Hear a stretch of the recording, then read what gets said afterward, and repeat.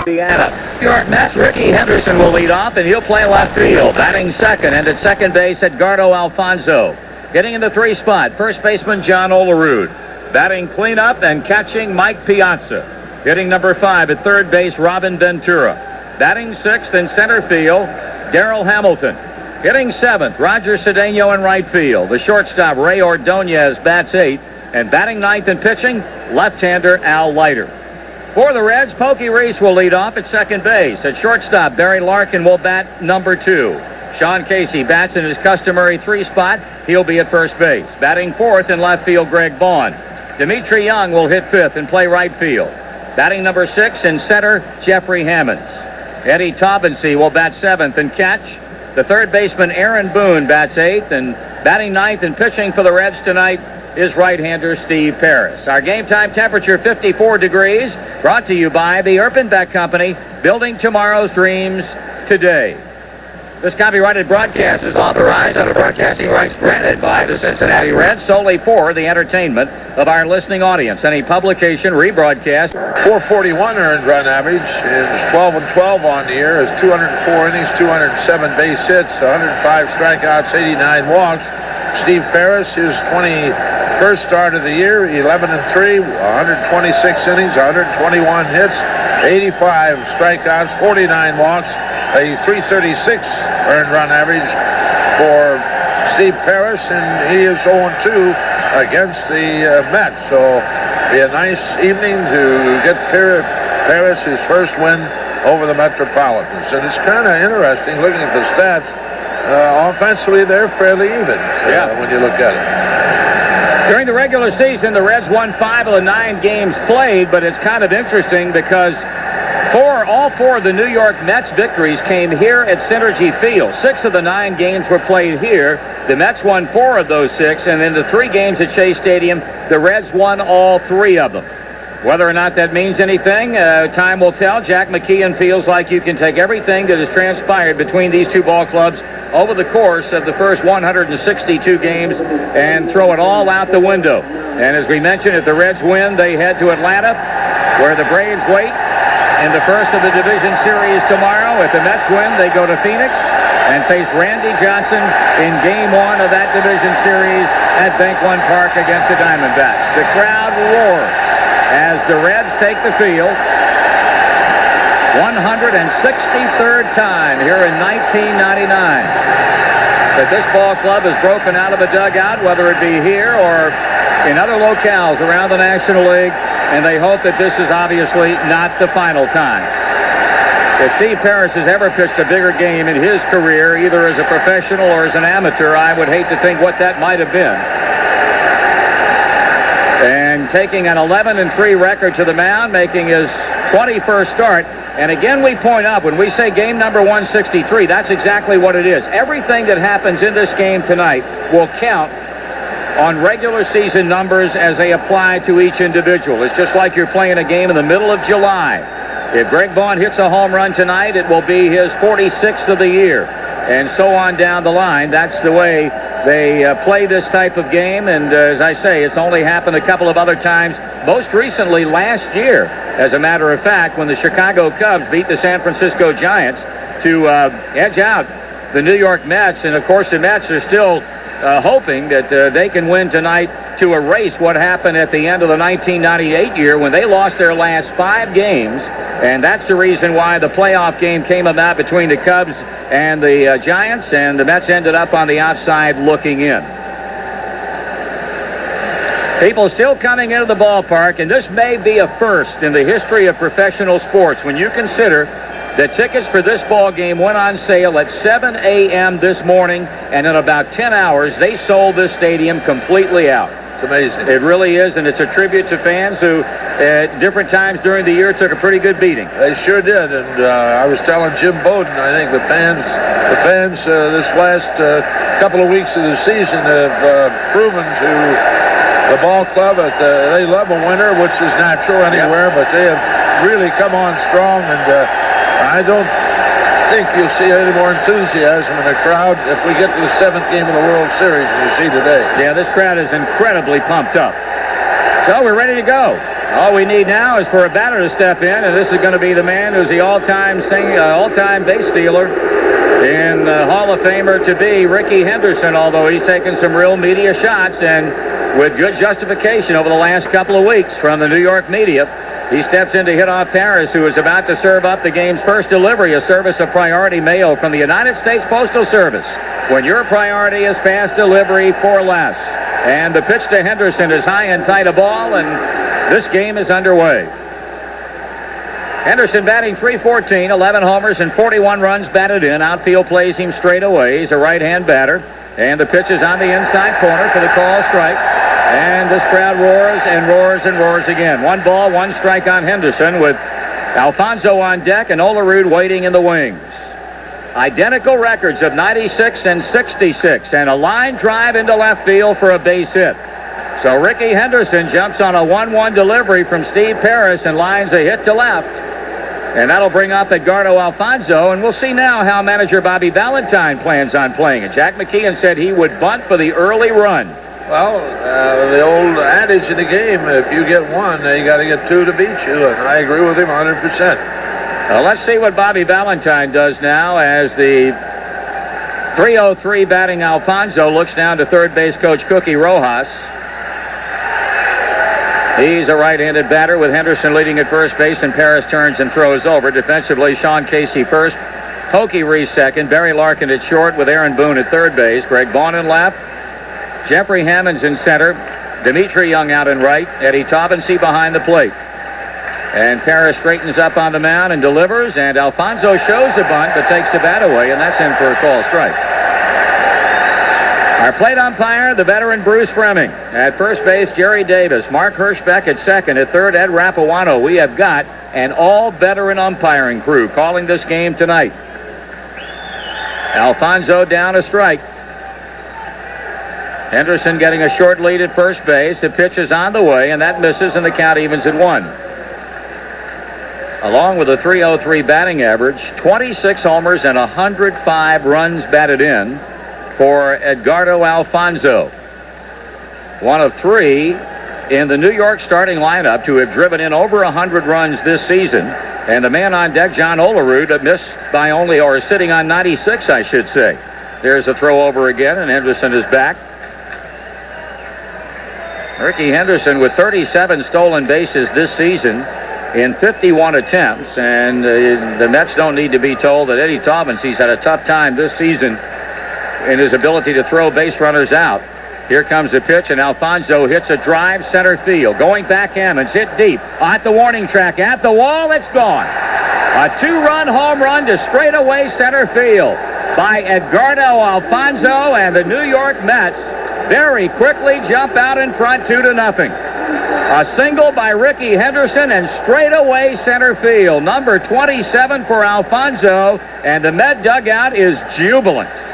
Well, it looked like a fastball out over the plate and up, and of course Steve Parris with his good fastball and moves, and he hasn't appeared to any of his balls have the movement that normally he has. So a hole already. We've got to correct that. Here's John Olerud, batting at .297 with 19 home runs, and as mentioned, 96 runs batted in. He swings and grounds to first, played by Casey, and Sean will take it to the bag for out number 1.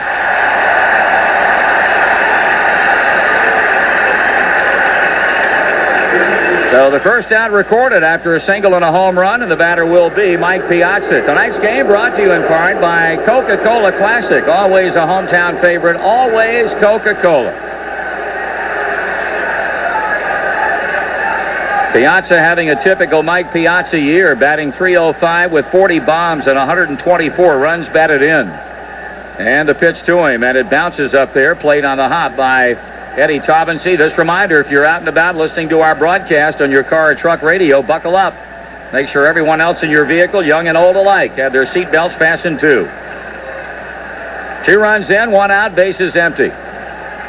The 1-0 pitch on the way. Piazza taking down and outside, 2 balls and no strikes. Robin Ventura on deck. Not too many seated over there in that Mets dugout. They are upstanding for the most part. And there's a call strike. Piazza taken all the way, 2-1. Mentioned earlier, this ballpark extremely kind to the Mets in 1999, having won 4 of the 6 games played here previous to tonight. And they jump out in front quickly. That pitch inside, ball 3. Jack McKeon stated unequivocally that if he had to go early, it would be Denny Nagel. There is obviously, to drag out an often used cliche, no tomorrow for either of these clubs, and there's ball 4. So 3 of the first 4 reach. Single, home run, and a 1-out walk, and here comes Robin Ventura. Eddie Taubensee out to the mound to talk with Steve Parris. And Ventura brings to the plate a .301 batting average with 32 homers and 119 runs batted in. Very impressive New York Met lineup that Bobby Valentine runs out there pretty much day in and day out. Piazza getting a short lead over at first base, and the pitch to the left-handed batting Ventura is fouled back and out of play, well behind the third base dugout.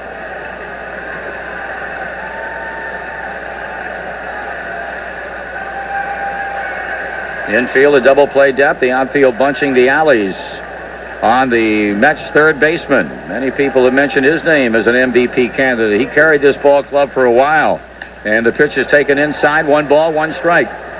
Doubtful that anybody on this ball club has had as many big hits this season, or any more a big hit player than Robin Ventura has been.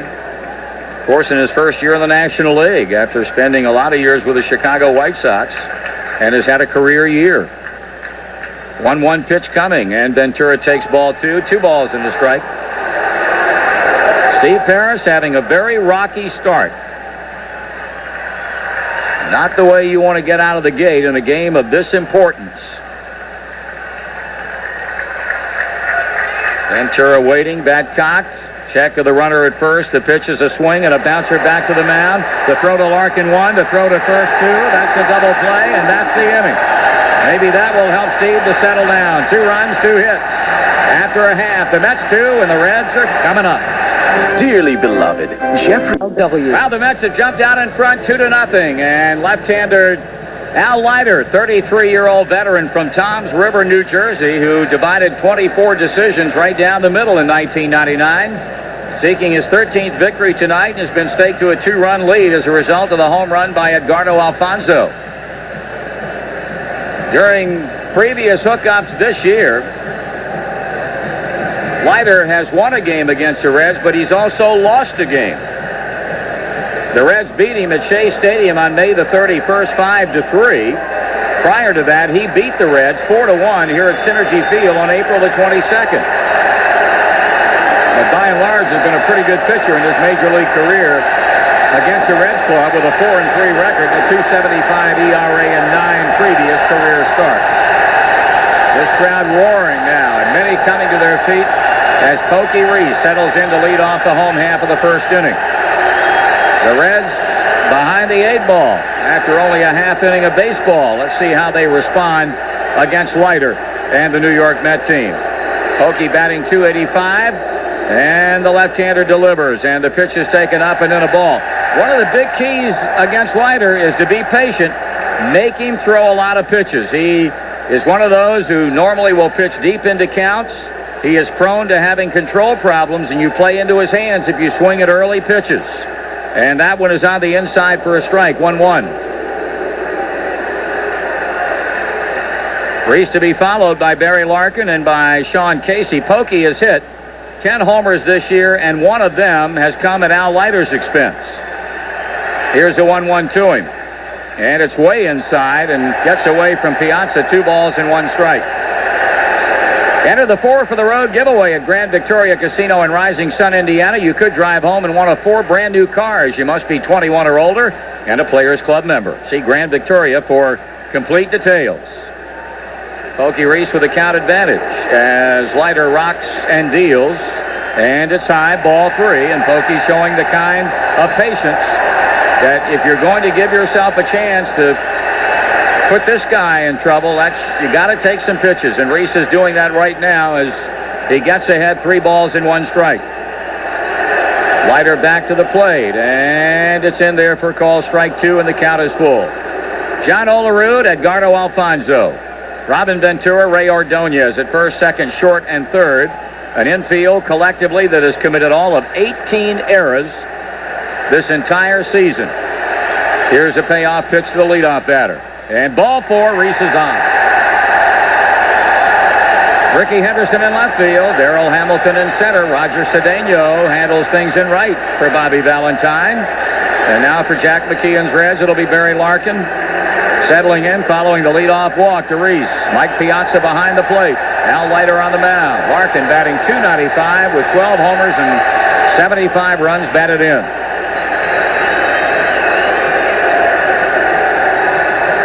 Pokey Reese, a co-leader in stolen bases on this club with 38. The man he's tied with, of course, not available.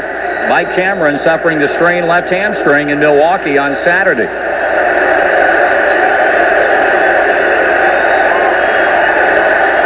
Larkin with a couple of hits and an RBI in last night's 7-1 win over the Brewers. And now the stretch and the pitch, and it's a ball breaking pitch inside, ball 1.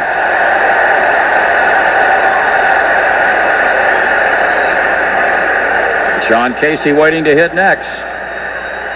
They give Larkin a lot of room down the left and the right field lines. They bunch the alleys on him, but make themselves vulnerable down the lines. Reese leading at first base. Leiter pitches, and it's ball 2.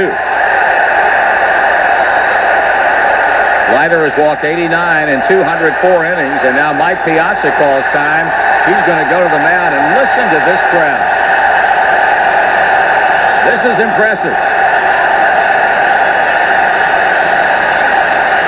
As part of its extra effort program, the Ohio Casualty Group donates $50 to Habitat for Humanity each time the Reds hit a double and $100 each time they hit a triple.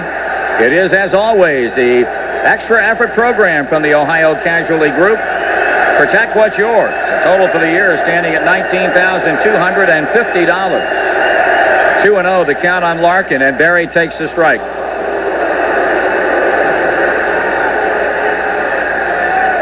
A lot of signs hanging off the various and sundry decks here at the ballpark. Most of them imploring the Reds to win this ball game and continue their 99 season. There's a throw over, and Reese is back. Barry with 117 runs scored, or I should say he has scored at least 100 runs for the second time in his career. Here's a pitch and a swing and a fly ball into left. Going to be caught by Ricky Henderson, and Larkin's gone, and Reese heads on back to first, and Sean Casey will step in.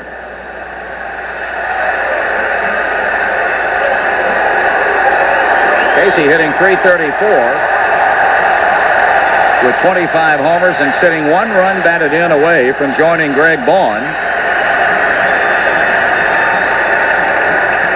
as triple-digit run producers here in this 99 season.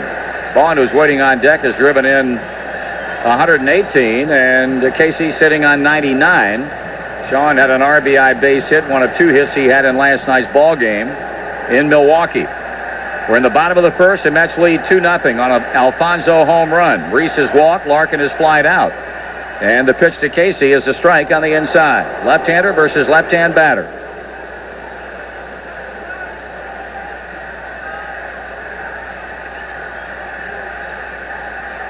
Casey making the adjustments on his batting glove before stepping back into hit off Al Leiter. Reese checked by the left-hander, and the pitch, and a swing and a miss. No balls and 2 strikes.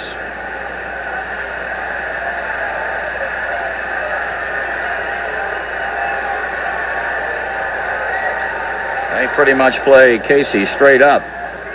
Given the nature of the way he approaches the craft of hitting, he sprays them all over the place. And Leiter in the driver's seat with him right now, ahead in the count, no balls and 2 strikes. He sights a sign from Piazza, the pause at the belt, and the pitch. And he checks his swing on the pitch up, a ball.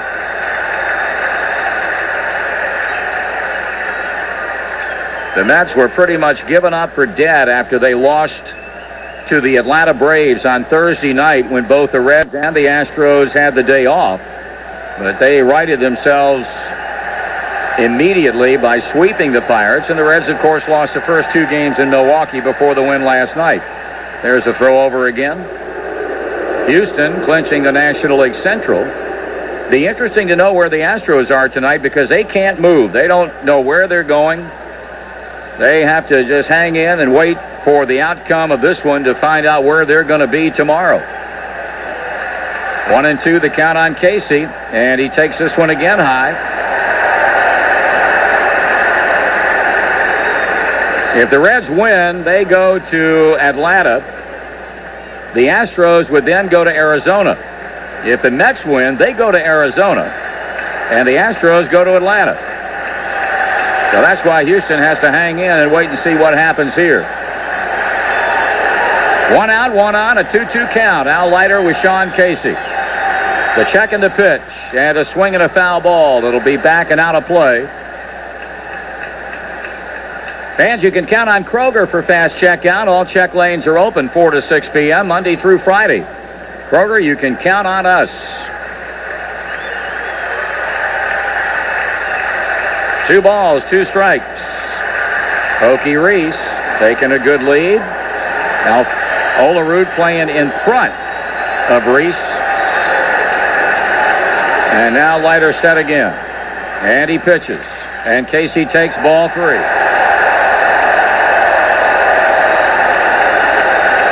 Sean was in a hole. No balls and 2 strikes. And Leiter has not been able to yet close the deal as he goes full on the Reds' first baseman. Greg Vaughn will be up next. Leiter, a very deliberate worker and a guy who more often than not will throw a lot of pitches over the course of a start. Here comes the throw to first, and Pokey steps back again.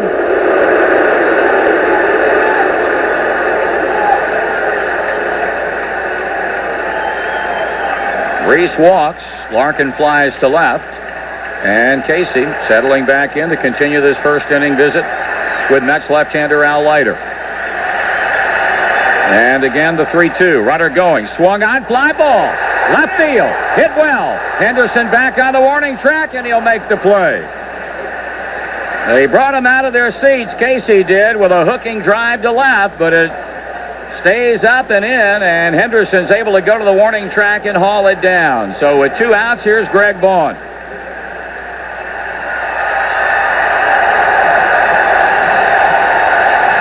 Vaughn also can count Al Leiter as one of his home run victims for 1999.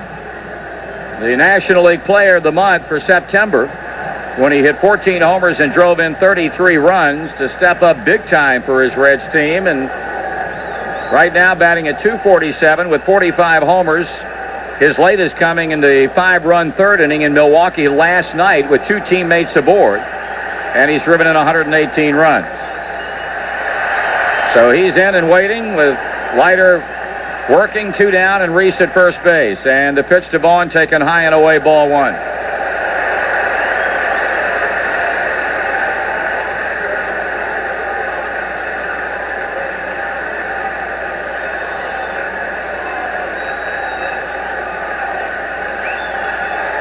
Pokey Reese running on the 3-2 pitch to Casey.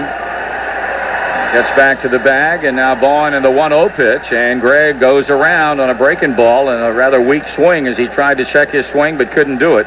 And it's 1 ball and 1 strike.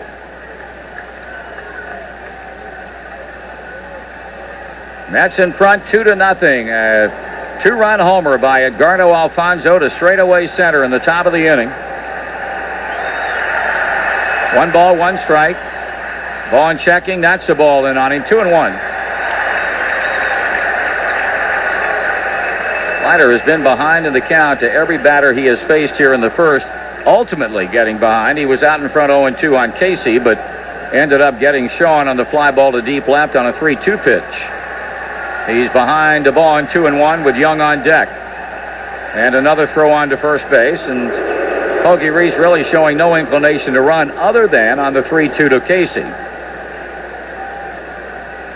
But every now and then, Leiter will just throw over to let Pokey know that he knows he's over there.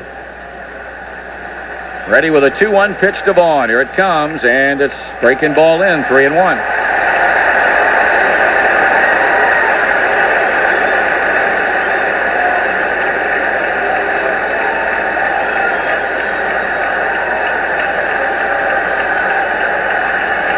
Leiter steps back on and looks back in. Piazza hangs the sign. 3-1 to count. And a pitch. And a swing and a foul. Leiter may well have come up before tonight with the biggest win by a Mets pitcher this season when he snapped the Mets 7-game losing streak by beating the Braves at Shea Stadium. Last week, final score 9-2, and in 7 innings he gave up only 5 hits and 2 runs. They were really on the ropes when he came up with a big pitching effort, and they had a big offensive night against Greg Maddux to deny him his 20th win. Here's a payoff pitch, and strike 3 call, got him with a breaking ball, and the inning is over. No runs, no hits, and 1 left, and at the end of 1 complete, it's the Mets 2, and the Reds nothing. The big one. High of 69. Right now, 46 at your official weather station, News Radio 700 WLW. Mets 2, Reds nothing. Alfonso a bomb with a man out of the first, and now Steve Parris hoping for better things in the second as he faces Darrell Hamilton, Roger Cedeno, and Ray Ordonez. We have Jeff Horrigan, the Reds beat writer from the Post, as we normally do in our booth with us here, and well, you hope that first inning is not an indication of bad things to come tonight. Certainly didn't look good. No. First pitch to Hamilton, taking low ball. This is wild. I have never seen a stadium like this. I'm not a native of the area, but even back in 93, 94, 95, it was nothing like this. We talked in the first inning as the count goes to 2-0. This may be, what happened here in Cincinnati today is something that may have never happened anywhere in the history of professional sports. In 10 hours, completely sell out a ballpark. Without telephone sales. Exactly. Here's a swing and a ground ball to Reese. Hokie has it on the second hop. He throws Hamilton out. Because of the late finish last night, they couldn't put tickets on sale until 7 in the morning. The computers have to shut down for nightly maintenance, and in 7.5 hours, they sold more than 50,000 tickets, so they had to issue standing room tickets. But the amazing thing about this is that nothing was sold through the phone. This was all people who showed up either at the box office today or at Ticketmaster. Just a phenomenal display by the Reds fans. It really is. Roger Cedeno looks at a strike. Heaven forbid that Steve Parris has to go early, but that means Denny Nagel's first guy up. It really is. In the way they've reworked the rotation with Juan Guzman would go tomorrow. 1 ball, 1 strike on Cedeno. It shows that they are preparing for the worst should it happen. They've had a few quick hooks lately with the starting pitchers, and Nagel got his throwing in last night in the bullpen. So he's ready to go, and Jack said there's no tomorrow. We're not holding anyone back. Absolutely right. 2 balls and a strike on Cedeno, batting .314. 4 homers and 36 runs batted in. Now, I guess it was made definite today concerning Mike Cameron. Yeah, Mike Cameron won't be able to go in the division series. There's ball 3. His left hamstring strain is worse than the one that made him miss 10 games late in August and early September. What this would mean is Michael Tucker and Jeffrey Hammonds will play center, and Mark Sweeney will get the nod. 3-1 pitch and another ground ball to Reese. Gets a good hop and throws Cedeno out. Not in any way to reflect negatively upon Jeffrey Hammonds and Michael Tucker, but I don't think people realize what a big blow defensively this is, losing Mike Cameron. I think anyone that watched Mike Cameron play this year, you watched him on a consistent basis. He's probably covers more ground than any center fielder in Cincinnati since Cesar Geronimo. Right, that's no question about that. And he was invaluable this year. Balls that we had seen drop in front and go over the head were caught routinely this year. And people talked about Deion Sanders being, one of the world's fastest human beings. Bad center field. Let's just put it this way: he couldn't touch Mike Cameron. No. Here's Ray Ordonez with 2 outs and a 2-0 Mets lead in the second. Ball to him. He is really bothered by this too. He looked down his leg and said, "I'm just not working." Here's a ground ball to third, played by Aaron Boone. He comes up throwing, and in the dirt, dug out by Casey, and that ends the inning. Jeff, all we can say is I hope we can talk tomorrow night in the second inning in Atlanta. I truly do, too. All right. Jeff Horrigan from the Cincinnati Post. A good second inning after a rocky first for Steve Parris, and after 1.5, it's 2-0. Who walked the leadoff batter, Pokey Reese, in the opening inning and then got 3 straight outs. We send our condolences to the boys on 7 Mile at the University of Dayton. Greg Popham and the boys, who very wisely opted to go to class today and then come down here. It was wise because of the intellectual progress that you obviously made today. Unwise in the sense that when you got down here, the tickets were Tap City. But we would hope that the Reds can win this game, and you'll have a shot at Friday night in what would be Game 3 of the division series against the Atlanta Braves. Dimitri Young, a .304 batter with 14 home runs and 56 RBIs. Tonight's game brought to you in part by Pacific Care and Secure Horizons, your health partners for life.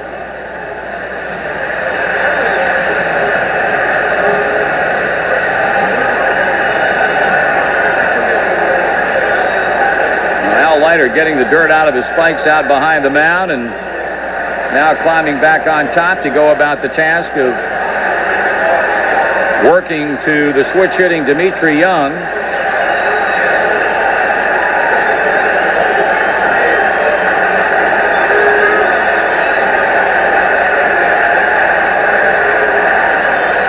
Leiter ready, and the wind and the pitch to Young, and Dimitri swings and grounds it hard to short. Up with it is Ordonez. 1 pitch, and on the throw on across to first base, 1 out.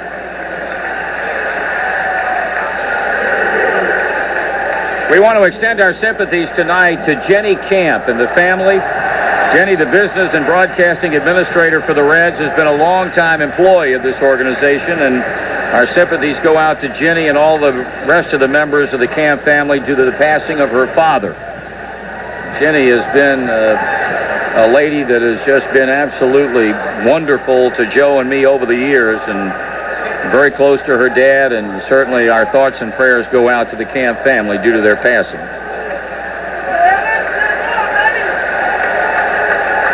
Here's Jeffrey Hammonds, and he takes inside ball 1.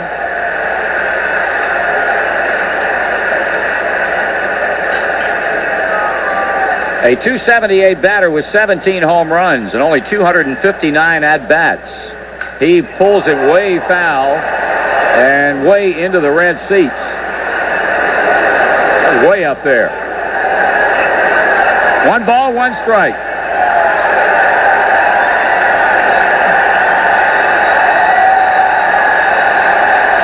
Eddie Taubensee will follow Hammonds. 1 out deep into the Red second. And a wind in the pitch, and it's taken inside again. Ball 2, 2-1. Nice to hear from Dr. Mitch Gerber, professor of political science at Southeast Missouri State University, Cape Girardeau, Missouri. Swing and a miss. In fact, he tells us Curry Robinson, who was called up by the Reds on September the 1st, an alumnus of the school. And Dr. Gerber, a long-time dyed-in-the-wool Reds fan for close to 40 years, he tells us. Swing and a foul ball back. And he goes on to say, it's not an easy accomplishment for me since I grew up in New York City and had the courage to wear red shirts and caps at Shea Stadium for many years watching the Reds battle the Mets. And we certainly appreciate the support from long distance in Cape Girardeau, Missouri by Dr. Mitch Gerber. Swung on, lined into left field, and a base hit. Ricky Henderson loses his cap, but comes up with a ball on the hop, and Jeffrey Hammonds has the first hit of the night for the home team.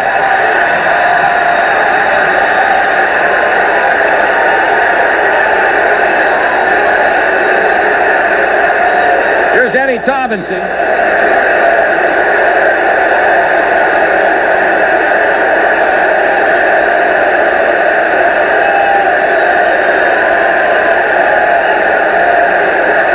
.313, 21 home runs, and 87 runs batted in.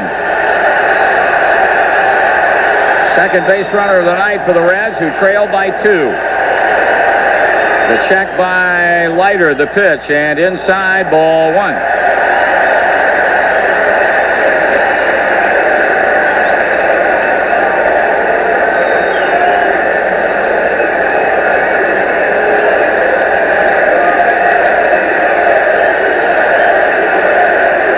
Leiter sets for the 1-0 pitch.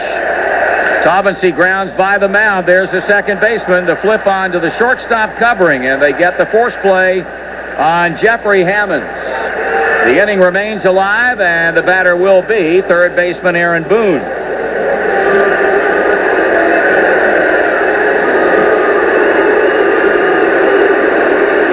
In case you're wondering how the Reds have fared this season against left-handed starting pitchers, very, very average. The Reds have won 10 and lost 10 at home, but on the road, excellent. 17-6 and overall 27-16 against left-handed starters. Here's a pitch to Boone, and it's high, ball one.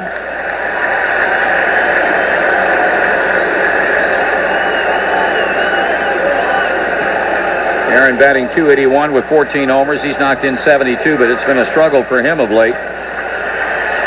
Trying to get back on track, and tonight would be as good a time as any to start, but he pops it up. Broke his bat, and the shortstop Ordonez makes the catch to end the inning. One hit, one left, and heading to the third. In this National League playoff game, it's the Mets 2 and the Reds nothing. News, weather, traffic, sports, and more. Everything you need to start your day. Call 618-1000 today. OneNet, because the internet should be easy. 700 WLW. 2-0 ball game. Mets lead the Reds. We go to the top of the third. It'll be pitcher Al Leiter to start the inning off against Steve Parris, and with a play-by-play, Joe Nuxall. Thank you, Marty. And after Leiter, it'll be Henderson and Alfonso. Leiter, a 111 batting average. Steve Parris giving up a single to Henderson, and Alfonso a home run straightaway center, and the only base runner since has been a walk to Mike Piazza, and he was erased on a double play and into by Ventura in the first inning. Leiter, a left-handed batter, settles into the batter's box, and Parris checks in with Eddie Taubensee, delivers the first pitch in a strike. Well, no, Spanky looked like he was going to stretch it out there and decided not to. Come on now, Spank. Don't trick us. The 1-0. And that's a strike on the inside corner of the knees. 1-1. Full house here at Cinergy tonight. The Reds trailing 2-0. It's missing low and inside. 2-1 to Leiter. Ricky Henderson, the on-deck batter. Parris back with the 2-1, and Leiter looks at ball 3 high. Well, 3-1 now to the New York pitcher.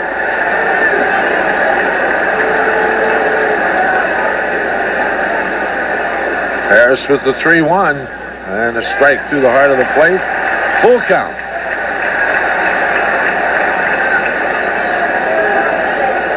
Parris with the payoff, and Leiter swings and misses a pitch down. First strikeout for Steve Parris.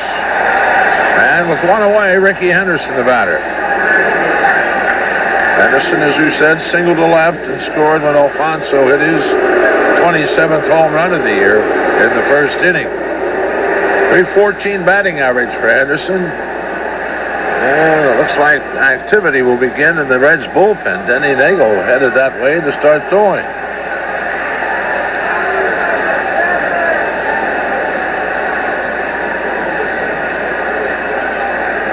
The first pitch to Henderson is off the mid of Eddie Taubensee and on to the backstop.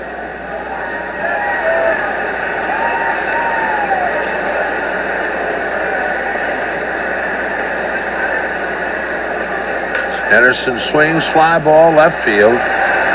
Greg Vaughn waiting on it, and that's out number 2.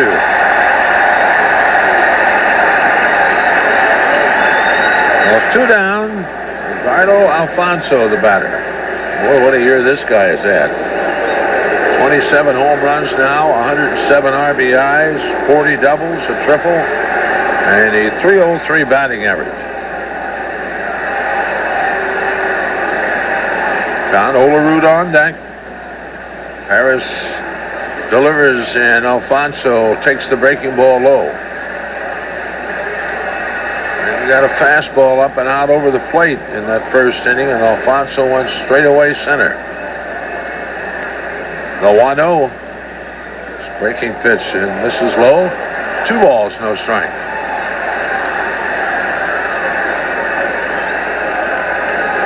Well, 2-0 the count. The 2-0 misses blowing away. A 3-0 count now to Alfonso.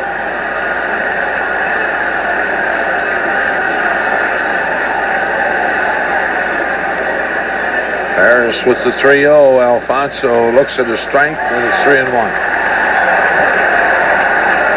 3 balls, the strike to the New York second baseman. Parris back with the 3-1. That's ball 4. Second walk issued by Parris. And it brings John Olerud to the plate. He grounded to Casey at first in the first inning. Right now, Don Gullett headed to the mound to pay a visit to Steve Parris.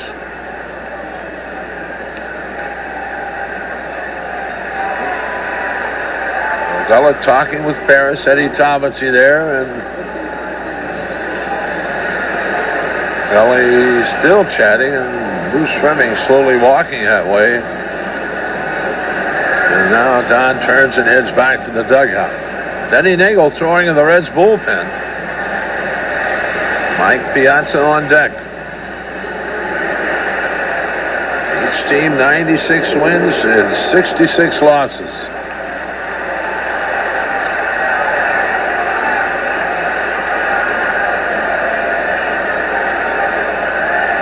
Olerud into the batter's box. Parris to stretch.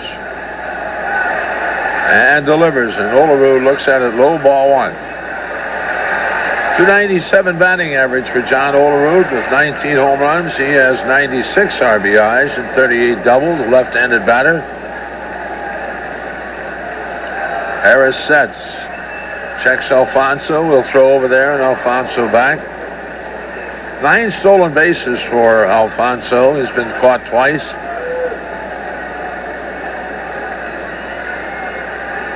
Ricky Rojas, third base coach of the Mets, flashing a sign. And now Olerud back into the batter's box. Parris to the belt, and he'll throw again to first with Alfonso back. Nagel throwing in the bullpen.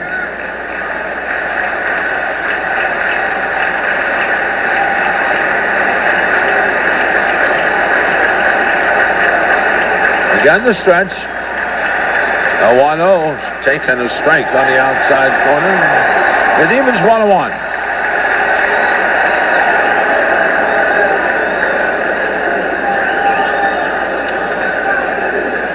One ball, 1 strike, 2 out. Alfonso at first base. He walked. The 1-1. That's just under the knees of ball, and a 2-1 count.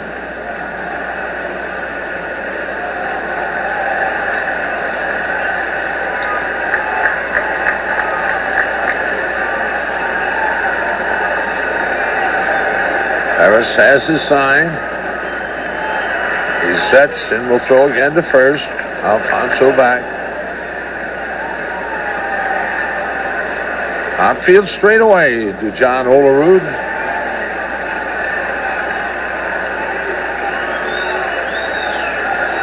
Talbotsy flashes his sign.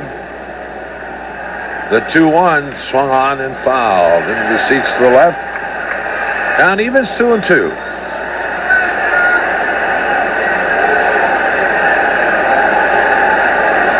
Two balls, 2 strikes, 2 out, and the Mets lead it 2-0 here in the third inning.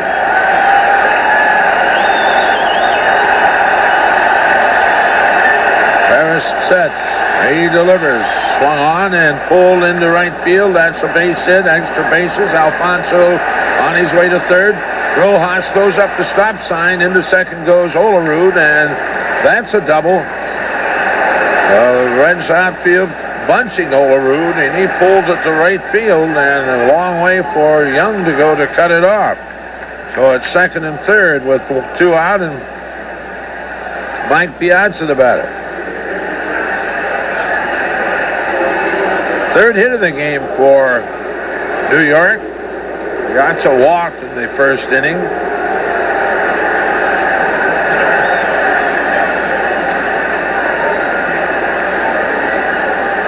They're going to intentionally pass Piazza, and we'll probably see Nagel come on to face Ventura. This will be the third walk issued by Steve Parris. It's ball 3. Let's see if Nagel in fact does come on to face Robin Ventura. Piazza heads on to the first base bag, and here comes Gullett, and that's exactly what's going to happen. Oh, Parris works 2 2/3 innings, and he's out of here. And Denny Nagel will take over, and we'll pause for these messages. AK Steel would like to congratulate. Relief of Steve Parris. For Nagel, this will be his first relief appearance. He has started 19 games, 9 wins and 5 losses, a .428 earned run average. He will be facing Robin Ventura with the bases loaded and 2 out. It's Piazza at first base, Olerud at second, Alfonso at third. The Mets lead it 2-0. Ventura in the first inning bounced back to Steve Parris, and they turned a double play to end the inning. Bases loaded, 2 out. Nagel ready to go to work on Ventura. He sets and delivers, and Ventura looks at a strike to fastball. Left-handed batter, Ventura. .301 batting average, 32 home runs, 119 RBIs.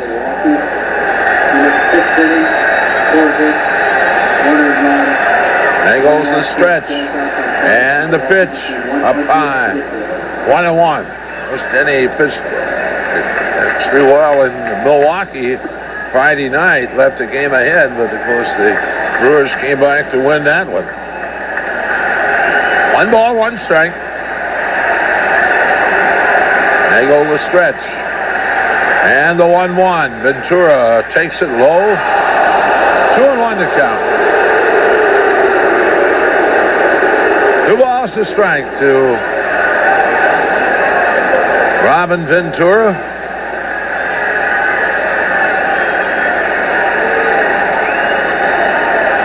Darrell Hamilton is waiting on deck.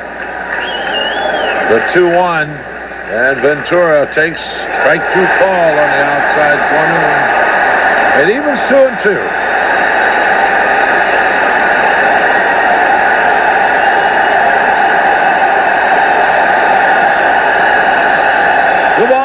Strikes. Denny Nagel, the stretch, and the pickoff. That's down low. A full count now to Robin Ventura. No place to put him. 2 out. Runners will be on the move. Piazza at first. Olerud second. Alfonso at third. Nagel with the payoff now. And Ventura takes it way outside. Ball 4. And the Mets lead it 3-0. Credit Ventura with an RBI, his 120th of the year. Charge that run, of course, to Steve Parris. Bases remain loaded for Darrell Hamilton. Hamilton leading off the second inning, grounded to Reese at second.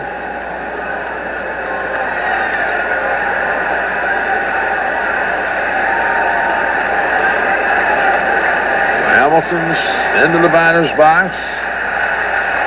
Nagel goes to work on him. First pitch is swung on and fouled. Out of play to the left. Darrell coming to the Mets from the Colorado Rockies.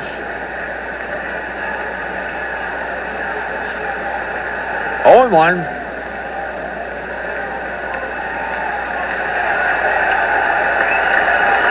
Nagel sets and delivers. Check swing, and it's outside. 1-1. A ball, a strike.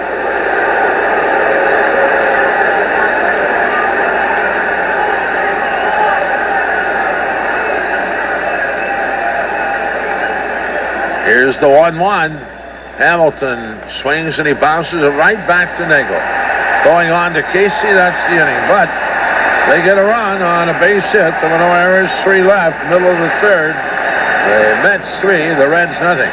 Get the edge at Grand Victoria Casino in Rising Sun, Indiana, and enter to win their fabulous 4 for the road 100 WLW. Well, the Reds down 3 as they bat in the third inning, and Denny Nagel will lead it off, followed by Pokey Reese, and then Barry Larkin, and more we hope. Reds with a base hit. They have stranded 2 runners. Pokey led off the game with a walk, and he was stranded in first inning, and then Hammond singled in the second. Thomasy forced him at second, and Eddie was stranded. Well, base hit, strikeout, and a walk for Leiter. Nagel to lead it off. 2 in the first, 1 in the third for New York. They lead it 3-0. Leiter, 204 innings coming into tonight's game, and allowed 207 hits, and has walked 89. He delivers. Nagel swings and misses. 0-1. The 0-1. That's strike 2 called on the outside corner. A 0-2 count.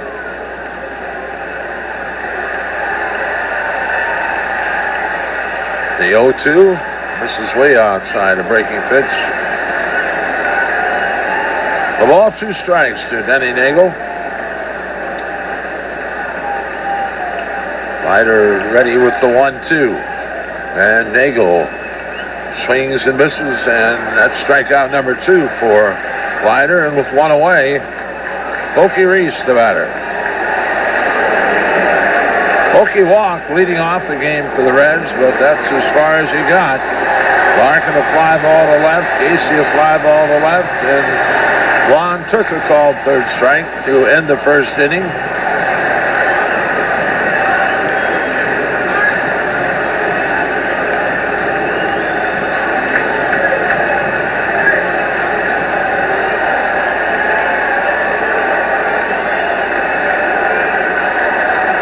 Leiter goes to work on Reese. Pokey takes the strike.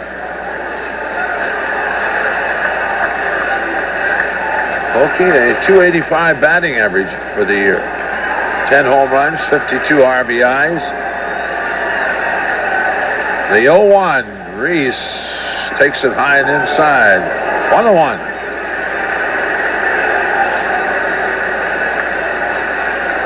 Full house here at Cinergy. Right now, Reds trailing the Mets 3-0. Now Leiter's 1-1 offering.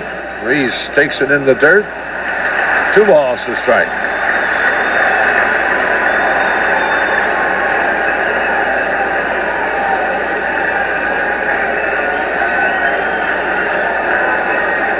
Reese back into the batter's box. Piazza hangs the sign. And Leiter delivers to 2-1. Reese swings and misses a pitch down. Count evens 2-2.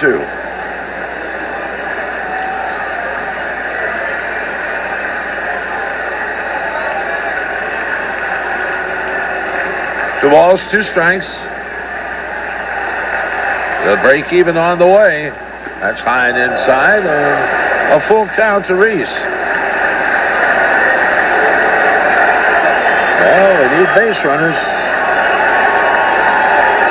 Full count to Reese. Leiter delivers the payoff, and Pokey swings and grounds to short. Ordonez fields across to Olerud, and they're 2 away, and Barry Larkin, the batter.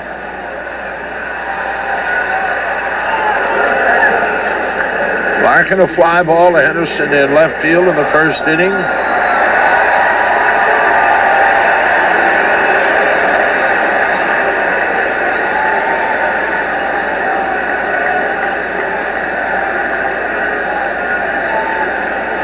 Larkin settles into the batter's box, and Leiter delivers the first pitch, and Barry takes it inside, ball 1.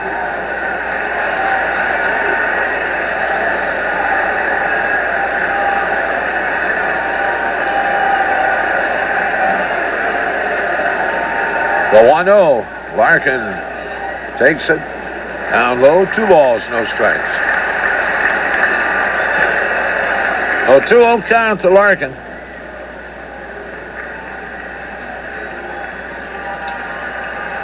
Johnson flashes a sign, and Leiter with the 2-0.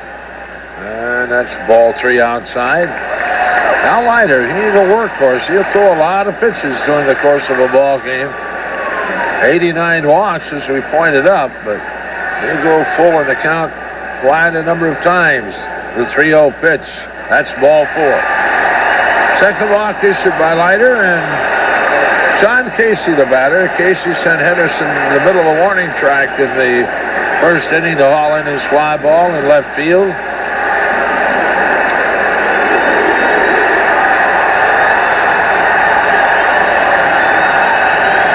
Waiting on Sean to settle into the batter's box. Larkin at first base, 2 out. The inning started with Nagle striking out. Reese grounded to short. A walk to Larkin. Casey into the batter's box. Leiter to the belt. He delivers, and Casey takes it inside, a ball. Craig Vaughn on deck.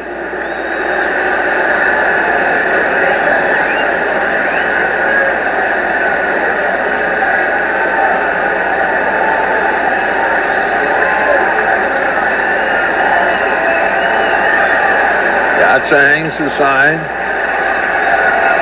Leiter to the belt, and the pitch. Swing and a foul. That one off the mask of Piazza. And it was 1-1. Olerud off the bag at first, and basically stays in front of the base runner, which in this case is Barry Larkin. 1 ball, 1 strike. 1-1, and Casey takes it outside corner, called strike 2, a 1-2 count.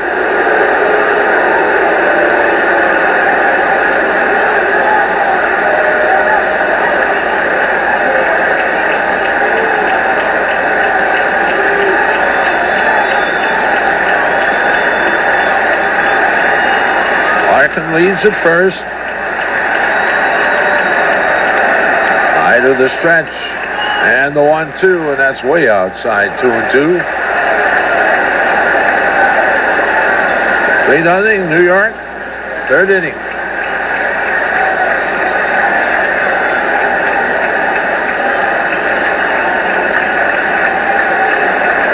Casey back in the batter's box, and Leiter checks in with Piazza.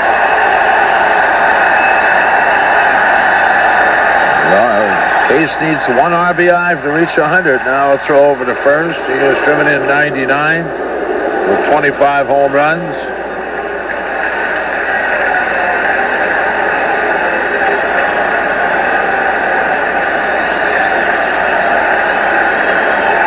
Casey again settles in.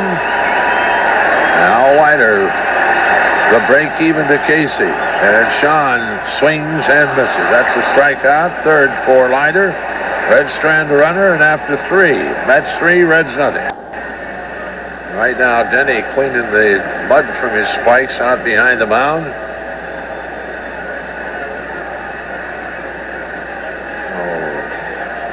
Cedeno into the batter's box. Roger, a switch hitter. Right-handed. Cedeno at 200 batting average. Left-handed, 333. Nagel delivers. Cedeno bluffs the bunt and takes his strike. 2 in the first, 1 in the third. That's the Mets runs. Danny Nagel with the 0-1. And Cedeno a swing and a miss. 0-2.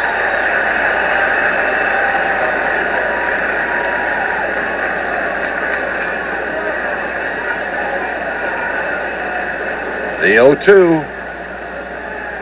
Strike 3 called on the inside corner. Nagel has his first strikeout. 1 away, and Ray Ordonez steps to the plate. Ordonez grounded to Boone at third to end the second inning.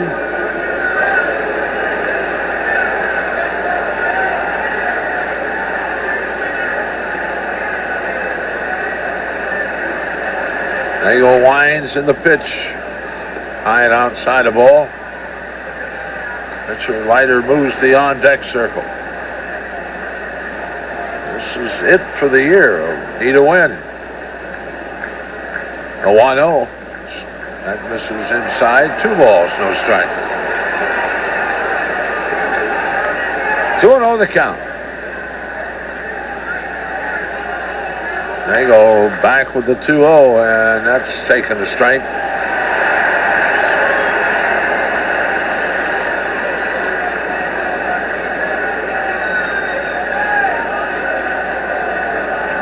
Nagel delivers the 2-1.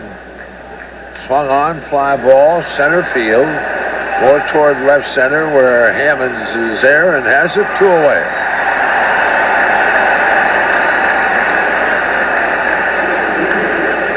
The 2 down.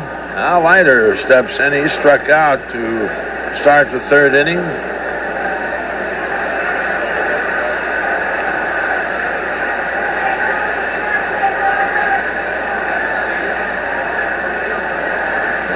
Delivers and Leiter swings and he bounces to Polkey. Fielding and throwing on to Casey, and that's the inning. Nothing across, middle of the fourth. Mets 3, Reds nothing. Wednesday, October 13th is Hillshire Farm and Company. Strike to end the first inning. Leiter with 3 strikeouts, a couple of walks. 54,621. 5, 4, 6, 2, 1. The third shutout. Attendance tonight, 54,621. Third sellout of the season. Most opening day. Well, Greg Vaughn leads it off, and we need base runners.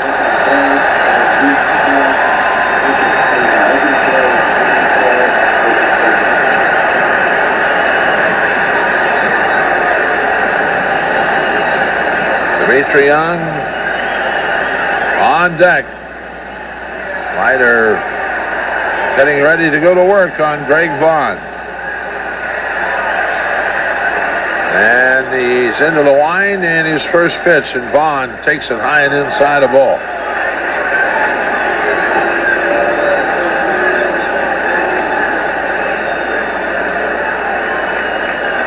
Al Leiter, 12-12 on the year. A 1-0. Swing and a miss on a high fastball, and it evens 1-1.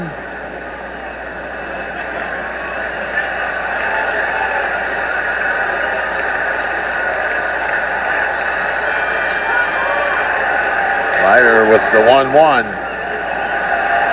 And Vaughn swings and pulls it foul off to the left.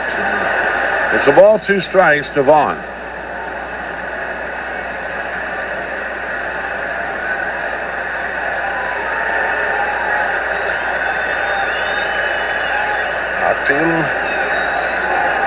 About straight away for Vaughn. Little around to the left. Now the 1-2, and Vaughn takes it high, 2-2.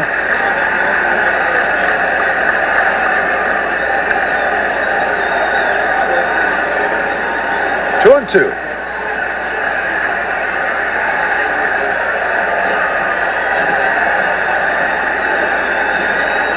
Leiter delivers the 2-2, and Greg Vaughn swings and misses a pitch away.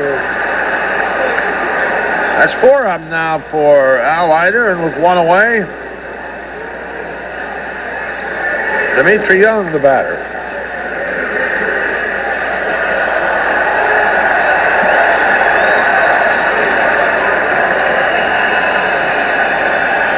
Dimitri grounded to short leading off the second inning.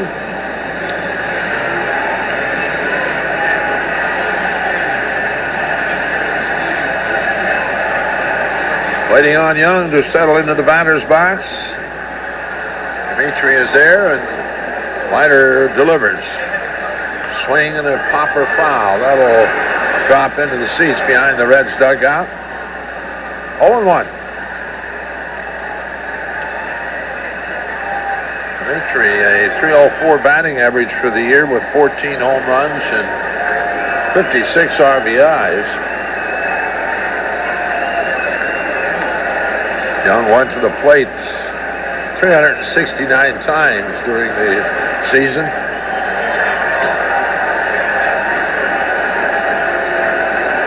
Leiter ready with the 0-1. And Dimitri swings and he pulls it foul. Deep off to the left.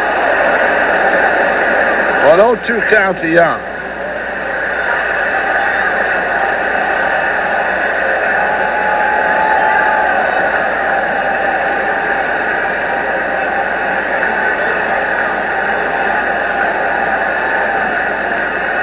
Leiter back with the 0-2. That's way outside and off to the mid of Piazza. A 1-2 count. Right now, not a whole lot going on for the Reds against Al Leiter. And the one base hit.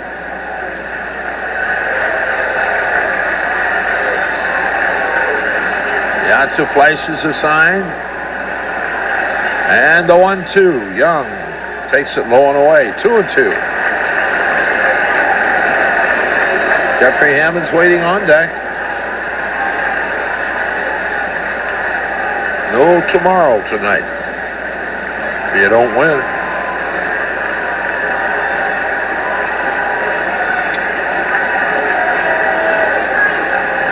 Leiter with the break even, and Young takes it down low, check swing, and he did it in time. A full count now to Dimitri.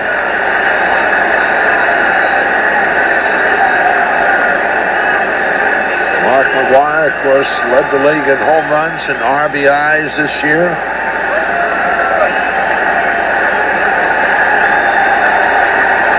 Three balls, 2 strikes. Leiter with the payoff, and Young swings and he pops it foul behind the Reds dugout.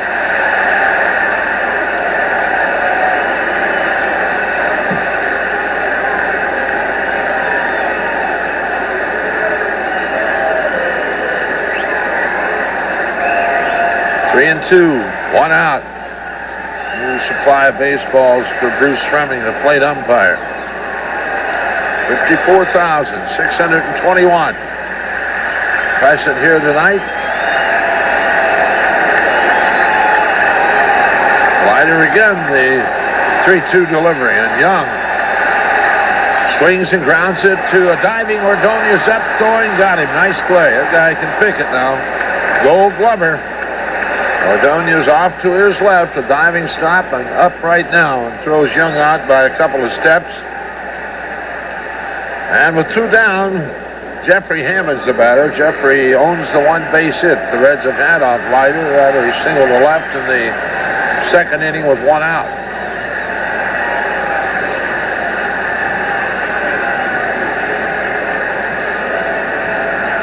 Eddie Thomas, the on-deck batter.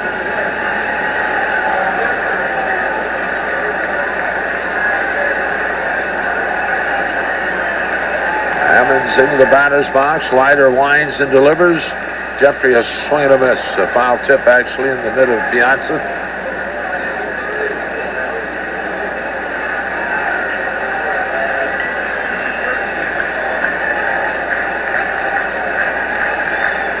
Leiter back with the 0-1.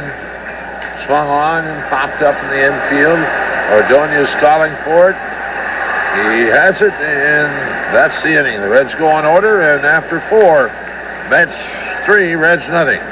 As the Mets bat in the 5th, they lead it 3-0, and back with the action, Marty Brennan. Thank you, Joe. It's the top of the batting order for the New York Mets as they start through their order for the 3rd time tonight. As Joe mentioned, they've had only 3 hits off Reds pitchers Steve Parris and Denny Nagel, but the big blow, that first inning 2-run home run by the man due to bat second in the inning, Edgardo Alfonso.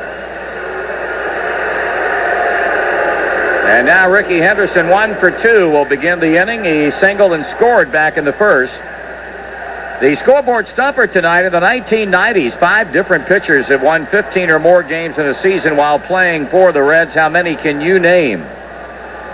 In the 90s, 5 different pitchers won 15 or more games in a season while playing for the Reds. Name them. Nagel entered in the 3rd inning with the bases loaded and 2 outs. He walked in a run, issuing a base on balls to Robin Ventura, got Darrell Hamilton to bounce back to the mound, and then retired the Mets in order in the 4th inning. Now here's Henderson, and here's Nagel. And the pitch is swung on, and a long drive hit to left field down the line. That ball is going to be a home run, and the New York Mets take a 4-0 lead. First pitch of the 5th inning, and Ricky Henderson goes down the line and left. And the New York Mets are rapidly putting the Reds in a big, big hole here. That ball hit the foul screen, the foul side, I guess you would say, of the foul screen, or the fair screen, however you want to put it, but it's a home run. So Ricky Henderson goes deep to begin the 5th, and that brings up the second baseman, Edgardo Alfonso. So the top 2 batters in the New York Mets batting order, putting a severe hurting on the Reds so far tonight. And Alfonso takes a breaking ball in the dirt. He homered with Henderson on in the 1st inning and then walked and scored in the 3rd. He homered with Henderson on in the 1st inning and then walked and scored in the 3rd. Tonight's game brought to you in part by Brewery Fresh Budweiser, who reminds you that fresh beer tastes better. For that crisp, clean taste you won't find in any other beer, this Bud's for you. Swung on, line drive into left. Coming is Vaughn, and he makes a catch. Nice play by Greg Vaughn, tumbling over on the AstroTurf and hanging on to the baseball. Marty, I'm not so sure that he didn't drop that ball. Just the way Greg went after it, and apparently the left field umpire was blocked out of it. I don't know whether the TV will get a shot of it tonight, but it surely looked. Nope, he didn't. He hung on to it, but you're right. It did look a little funny when he turned his back to the infield, and as the replay clearly shows, he hung on to the baseball. Here's John Olerud with 1 out and 1 in. Scott Sullivan and Dennis Reyes are now loosening up in the Cincinnati bullpen. Olerud is grounded out. He's also doubled. Left-handed batter, and the pitch from Nagel is taken ball 1. So half of the Mets hits have left the ballpark. And what momentum this New York ball club built over the weekend at Shea Stadium and sweeping the Pittsburgh Pirates, they have obviously brought in here to Cinergy Field, at least so far tonight. And a swing and a miss, and it's even on Olerud at 1 ball, 1 strike.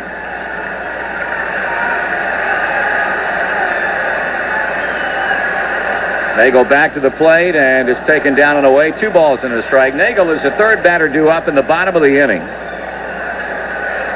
So any way you cut it, this is going to be his last inning of work. He's pitching from behind to Olerud, and farther so. 3 balls and a strike now with Mike Piazza on deck. And John Olerud conceivably could be the last man who Denny Nagel faces if Scott Sullivan can get ready. To wind the pitch, and strike is called, and the count is full.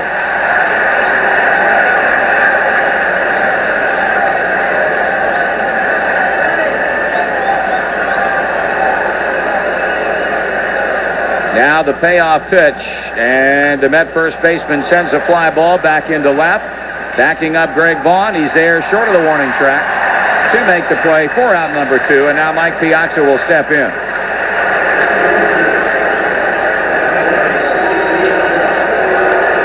I'd like to extend a big Reds Radio Network hello to Charlotte Cantor, 81 years old. And we understand from a letter we received sometime back from son David that she rarely ever misses a broadcast. Charlotte lives in Wheelersburg, Ohio, and is a huge Reds and Reds on Radio fan, and I'm sure she has us dialed up tonight. Piazza takes high, ball one. 4 runs, 4 hits for the Mets. No runs, 1 hit for the Reds. This crowd at Cinergy Field of over 54,500 have really not had a whole lot to get excited about up to this point. That's a swing and a foul by Piazza. 1 ball, 1 strike. This is a very famous date in Brooklyn history. It was on this date 34 years ago that the Brooklyn Dodgers, 44 years ago to be precise, won their only World Series as Johnny Padres shut out the Yankees in game number 7, 2-0. Breaking ball in, 2 balls and 1 strike. That was a series of the fine catch by left fielder Sandy Amoros. The 2-1. And way inside. Almost upended Mike Piazza with that pitch, and Nagel's behind 3-1. Left-handed batting Robin Ventura waiting on deck. Ricky Henderson is homer to begin this 5th inning, and the Mets have right now a comfortable 4-0 lead, even more so because of the fine pitching through the first 4 innings by New York lefty Al Leiter. Here's a 3-1. And he walked him.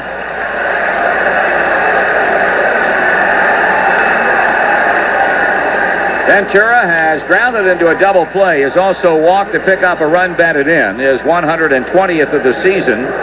He was the first man who Nagel faced upon his summons from the bullpen.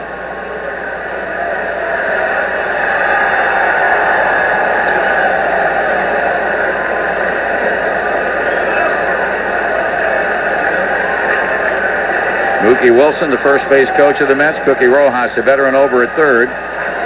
Mookie says something to Mike Piazza, who is on base through a walk for the 3rd time tonight. And now the stretch and the pitch to Ventura, and it's up and in, ball 1.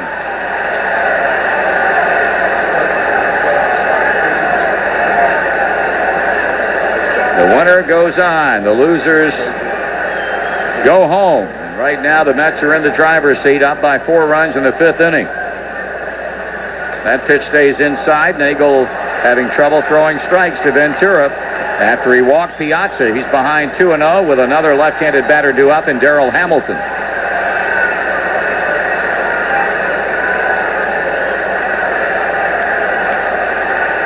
The check in by Nagel. Lansing to first, pitching, and it's ball 3.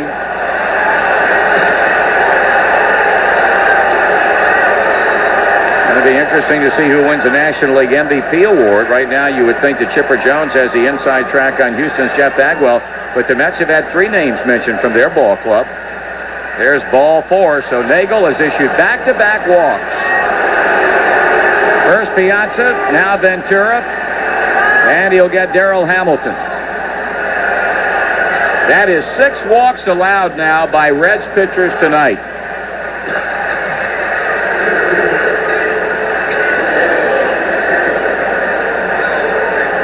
Players like Piazza with 40 homers and 124 RBIs, Ventura 32 homers and 119 driven in, and Edgardo Alfonso 27 homers and 110 runs batted in.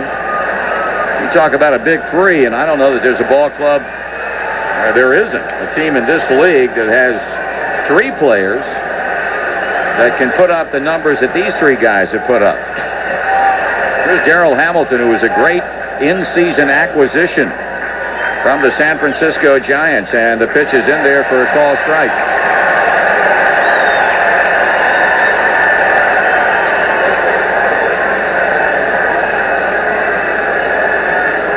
Two men on, 2 men out.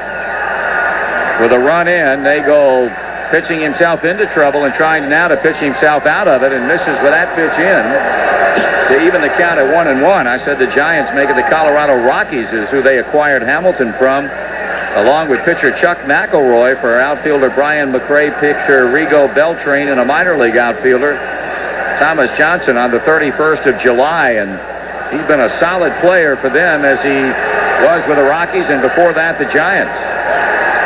Nagel behind, 2 balls and a strike. 2 outs in the inning. Piazza at second base. Ventura at first. Left-hander versus left-hand batter in the stretch of the pitch, and a swing and a foul. And the count evens at 2 balls and 2 strikes.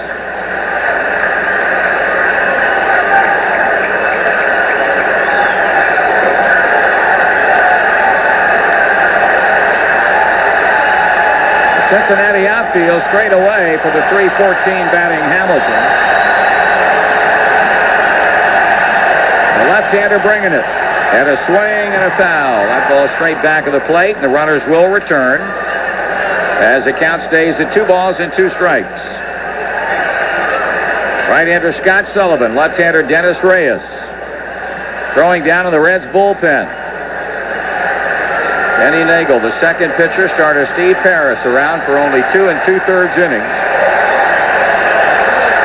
Hamilton waiting again on the break-even pitch. And here it comes, and it's a swing and a foul, and that'll settle in behind the third base dugout. Count holding at 2 balls, 2 strikes with 2 on and 2 out. Nagel banging his spikes on the hard dirt around the mound, trying to jar some of the clotted up dirt loose. Now set to work again, and he pitches. Taking low ball 3. And a reminder that all this season AK Steel donates $200 to charity for every Red stolen base. This season every steal's an AK Steel, because AK Steel cares. Total on the year of $32,800. Here's a 3-2 pitch. And it's hit foul past third, and it'll drop again out of play.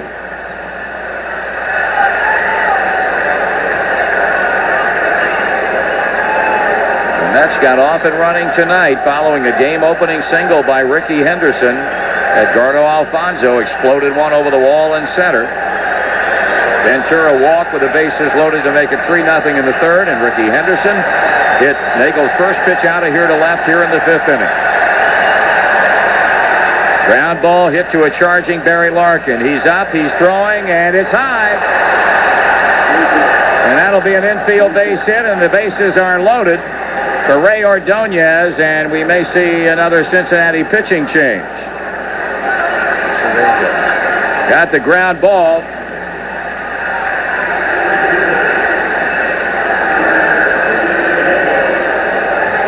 Thinking about, here's Cedeno at the plate with Ray Ordonez coming up next. An infield base hit by Darrell Hamilton. All of this coming after 2 were out. The home run to start the inning by Henderson. Then Alfonso lined out to Vaughn. Olerud flied to left, but then Piazza and Ventura walk. Hamilton gets on through the infield hit. And here's Roger Cedeno, and he's grounded to second and struck out. He takes high, ball 1.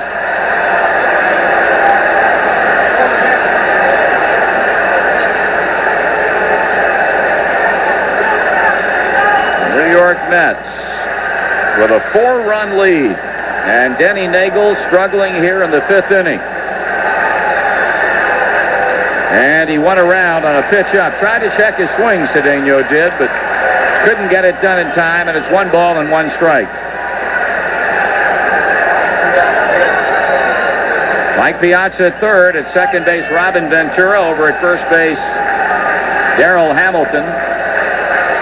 Nagel ready with a 1-1 pitch, and Cedeno swings and fouls it straight back.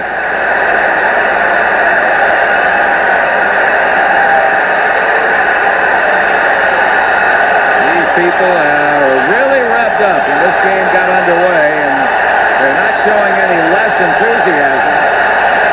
But they sure love to see the home team do something to enable them to get really charged up. Here's a pitch. And it's fouled out of play to the right.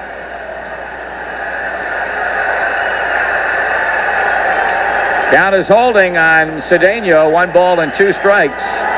Young man's had an outstanding year, .313 batting average, and he does some serious damage when he gets on base. 66 stolen bases. Right now trying to play the role of run producer. And he strikes out swinging to end the inning. But another Mets run on 2 hits and 3 left. Second time they've left the bases loaded. But in the middle of the 5th inning, Mets 4, Reds nothing. The first time. For their hard work and support throughout the 99 year, Anheuser-Busch, Van Dyne, Crotty, CBLD, Pro Copy, Reach Magazine, National Car Rental, and the entire team at our flagship station 700 WLW. The Reds couldn't have done it without you, so Reds fans, please show your thanks by supporting these fine sponsors. It would be highly recommended that the Reds offense show some signs of life. It's been all of a single by Jeffrey Hammonds in the 2nd inning. And the Mets have a 4-run lead. Robinson will lead the inning off, followed by Aaron Boone, and then a pinch hitter for Denny Nagel. Rather surprising to see Danny Graves warming up in the bullpen this early, but maybe that is an indication of the grave concern that Jack McKeon and Don Gullett have about the way this game has gone. Robinson swings and misses. Al Leiter has struck out 4. He has walked 2. And in the process of coming up with a second straight humongous start for Bobby Valentine. Line drive right at second baseman Alfonso, and that's out number 1. Here's Aaron Boone, who broke his bat and popped up to Ray Ordonez at shortstop to end the 2nd. Between innings, reach for Conn's light and mild hot dogs. Are 85% fat-free and mildly seasoned, so you can really taste the meat. Conn's, the official hot dog of the Reds. Conn's, Cincinnati's top dog.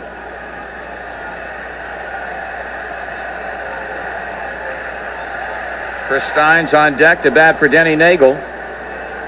Aaron Boone looks at a strike.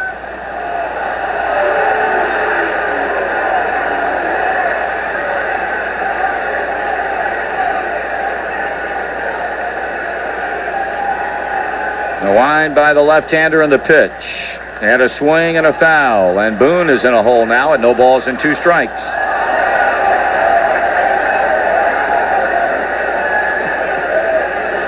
I think to some extent, Al Leiter has maybe confounded the Reds by his ability to many times tonight throw first pitch strikes. He misses with that pitch away, and that, of course, is not normally the book on Leiter, as we talked about earlier, a guy who normally will pitch it deep into the count to most of the hitters, but that's not been the case tonight, or at least not in the last few innings. There's a swing and a foul.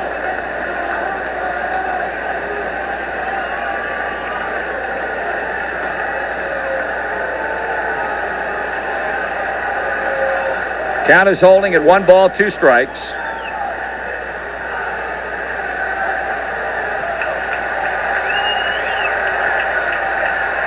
One out, bases empty in the bottom of the 5th inning. And Aaron Boone chases a pitch up in his eyes and strikes out swinging.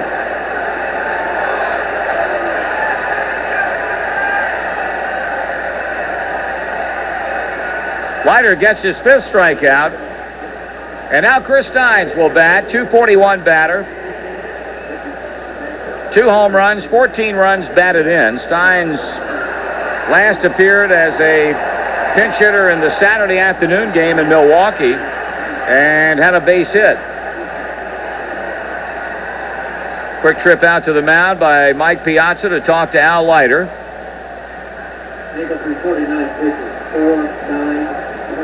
And now the catcher and the pitcher go their separate ways, and Steins will step in. Leiter trying to retire the Reds in order for the 2nd consecutive inning. The last man to reach for Cincinnati was Barry Larkin with a walk in the 3rd inning. Since that time, 6 straight have been set down. And the pitch to Steins, and it's a swing and a miss.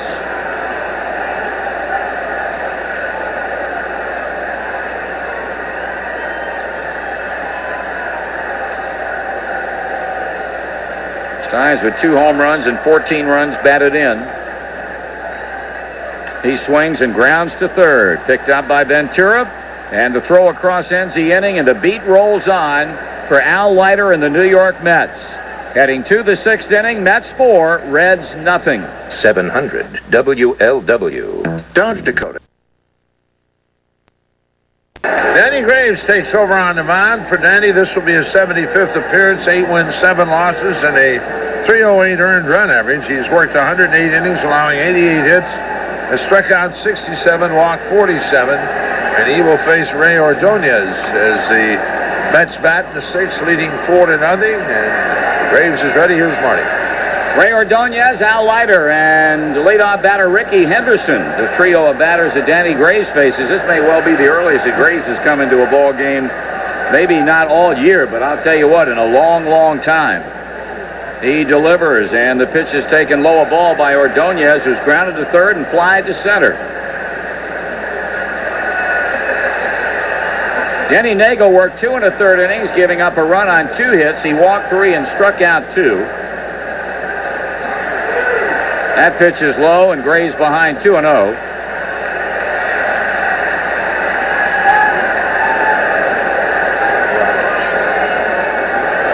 Left-hander Kenny Rogers, I would imagine he's just going down to get some throwing in. And Graves behind, 3 balls and no strikes. The Red staff has already walked 6 batters in this game, and only one of those 6 was an intentional walk. That is certainly uncharacteristic of what we've been witnessing for most of the year, and you just wonder if they're not starting to feel a little bit of the heat now. Here's ball 4.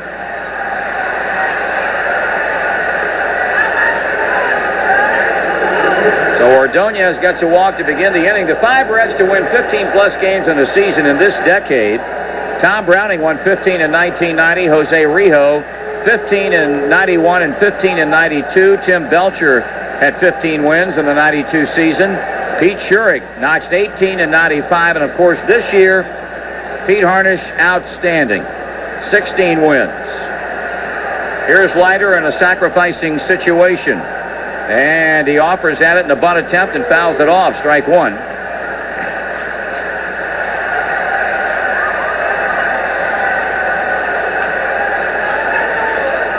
This is the only game in town tonight in terms of Major League Baseball. But the playoffs will kick in full board tomorrow. And the Reds obviously are still holding out hope of being able to rally and get on a plane in about 3 hours. Things are not looking very good at the moment. Leiter bunts, and that's out in front of the plate. Only play for Taubensee will be to first, where Pokey Reese resides, and that's a 2-4 sacrifice. Leiter moving Ordonez on to second, bringing up Ricky Henderson.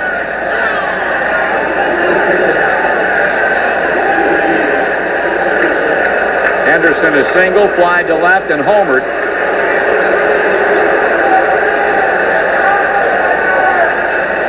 Ricky cracking his 12th of the year, leading off the last inning, a ball right down the line that hit the foul screen. Mets have homered twice in this ball game, and they trying to add still another run to their lead now with Ordonez at second, 1 out.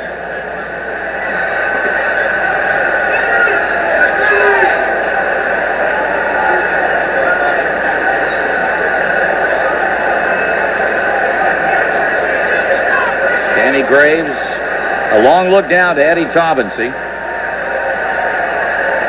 And the check back at second base and onto the plate. And Henderson takes the ball inside. Despite all the heat that he's taken in recent weeks for his perceived lack of hustle, this man will probably go down when his career is over as the finest leadoff hitter in the history of the game. He takes it low, 2 balls and no strikes.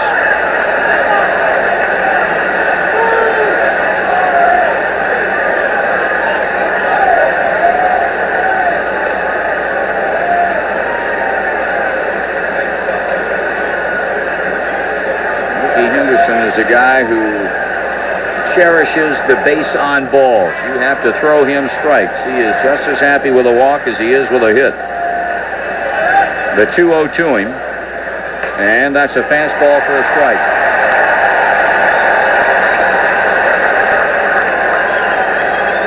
Just a few days ago, he moved ahead of George Sisler for 39th place on the all-time hit list. Ricky Henderson with over 2,800 hits now.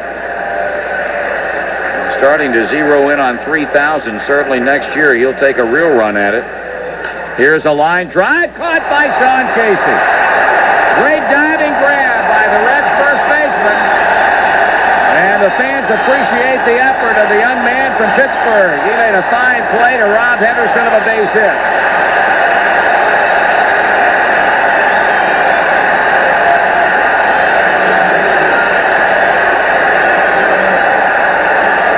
Two out, and it'll bring up Alfonso. Pretty good play by Case. Ball, he kind of took a half step to his left and then broke back to make the diving grab. Folks reacting again as they show it up on the big board here at Cinergy Field. Alfonso, a 2-run home run, a walk, and a run scored, and he lined out to Greg Vaughn in left field in the 5th inning.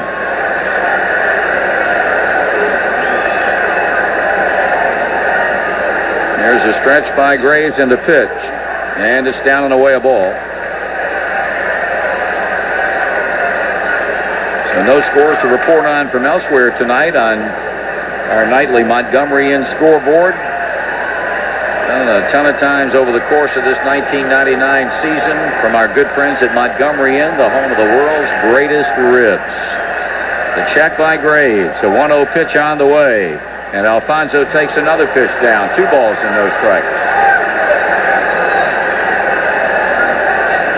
Mets got 2 in the 1st, 1 in the 3rd, 1 in the 5th.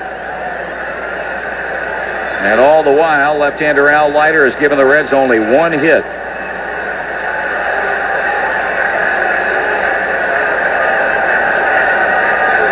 Okie Reese trying to keep the runner close, and a foul out of play down the right field line. We'll pause for identification on the Reds radio network. The Reds hoping to extend their season. We'll have post-game reports from Cinergy. And Coleraine Township Police are looking for a man who allegedly snatched a girl from her home this morning and raped her. In-depth team coverage coming up after the game on News Radio 700 WLW Cincinnati. 4-0 New York, runner at second, 2 outs in the top of the 6th inning. Danny Graves, the 3rd Reds pitcher. Edgardo Alfonso ahead of the count as the Reds righty straightens up and turns it loose, and a line drive into left center field. That's a gap shot. It'll go to the wall. It'll get the runner home from second base. A double for Alfonso, and the Mets continue to widen the gap as they now lead it 5-0.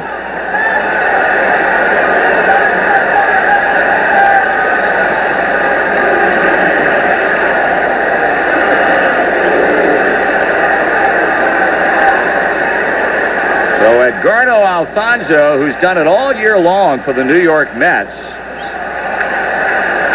and is doing it big time against the Reds tonight. 3 RBIs. He raises that season's total to 111. And now John Olerud with a double and 3 times up. The Mets, quite frankly, look to be very much prepared for a game of this immensity, and the Reds look just the opposite.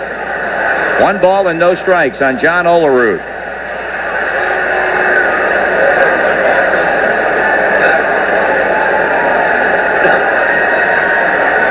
Stretch and the pitch. And Olerud taking, and that's a strike at the knees, 1-1. Another big date in Reds history. 24 years ago, a man sitting over in the dugout right now, Don Gullett, a complete game victory, and he had an RBI single and a 2-run home run to boot as the Reds beat the Pirates 8-3 in Game 1 of the National League Championship Series here at Cinergy Field.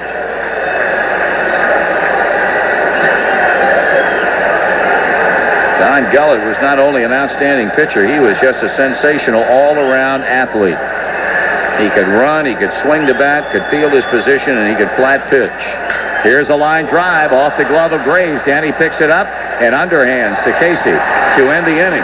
But another run on another hit with a man left, and at the end of 5 1/2, the hole continues to get deeper. The Mets 5, the Reds nothing. Time to remind you that On we go to the bottom of the 6th inning. Now down by 5 runs, the Reds are, and they've got the top of their batting order coming up here in the 6th inning. Pokey Reese, who's been on tonight through a walk, he's 0 for 1 officially. He'll lead it off. The only hit Leiter has surrendered was the 2nd inning single to left off the bat of Jeffrey Hammonds. Leiter enters his 6th inning having retired 7 batters in a row since the 3rd inning 2-out walk that Barry Larkin picked up.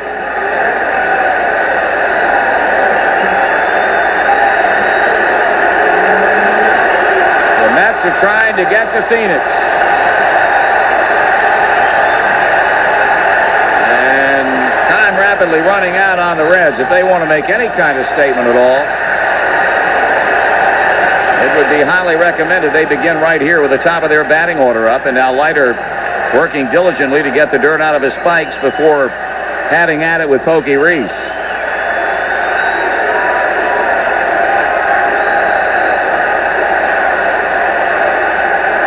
Now Reese in and waiting, and Leiter brings it on up there. And the first pitch is up and in, ball 1. 54,621 turned out for tonight's Titanic struggle. 54,621. A high fly ball hit to left field. Ricky Henderson toward the line, and he makes a catch. 1 out.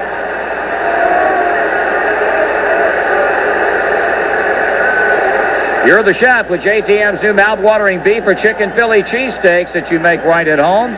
Add your own seasonings, and you've got the perfect Philly cheesesteak. So when you're the chef, make your meal fun with JTM's new beef or chicken Philly cheesesteaks at your grocer now.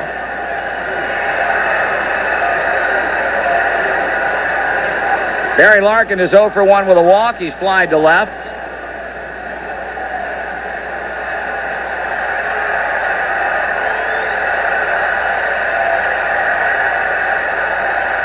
Larkin takes inside, ball 1.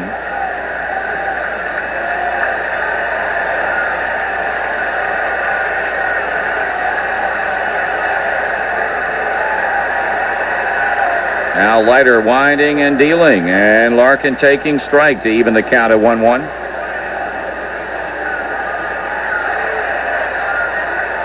The left-hander has walked only 2 batters. His control has been extremely good. Certainly not pitching like the Leiter we've seen in the past, and that's a credit to him, pitching in one of the bigger games he's been in. Obviously not the biggest, given the nature of his success with the world champion Florida Marlins a few years ago, but he is obviously big game hardened, if you will. He knows what games like this are all about, and he has certainly responded. Larkin hits it foul down the left field line, and that ball is going to drop into the seats above the Mets bullpen.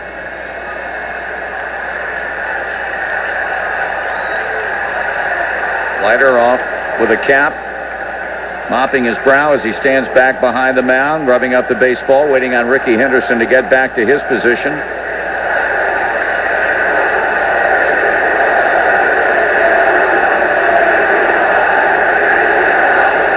One ball and 2 strikes. Here's the pitch, and Larkin checks his swing, and that evens a count at 2 balls and 2 strikes.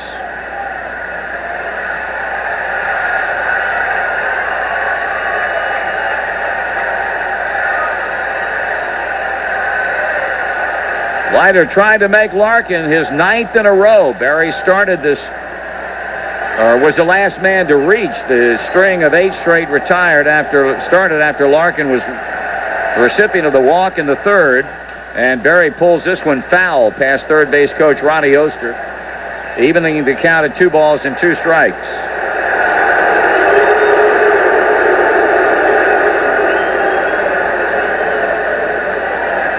Bobby Valentine, a perpetual man in motion down in the New York dugout, pacing. So far, it's been an easy walk for him tonight.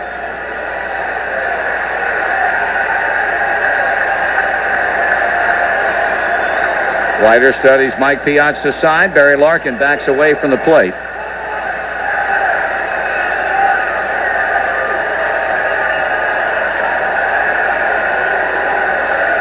Now the break-even pitch. And Larkin fouls it away to the right side. The count holds at 2-2. 2 balls and 2 strikes.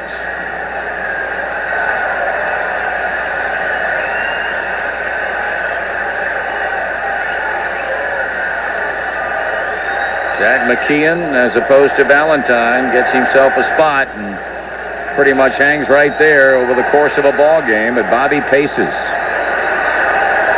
Leiter pitches. And he's low, and the count is full to Larkin. He walked Barry back in the 3rd inning, as we mentioned. He walked Reese to begin the 1st. He walked Larkin with 2 outs in the 3rd and has struck out 5 while allowing the Reds only the Jeffrey Hammond single in the 2nd inning.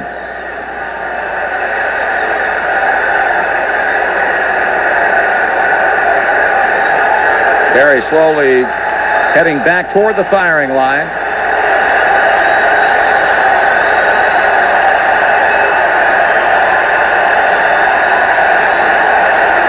The left-hander ready with a payoff pitch, and here it comes.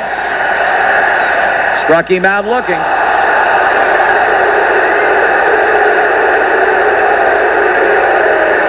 Leiter gets his 6th strikeout, and now will face Sean Casey.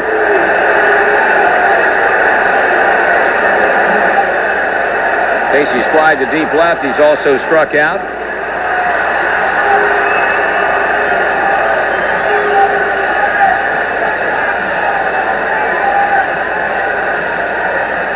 And 9 straight batters now have been retired by Leiter.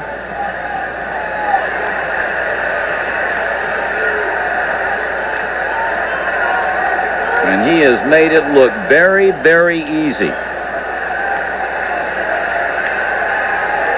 He delivers to Casey, and Sean takes ball 1.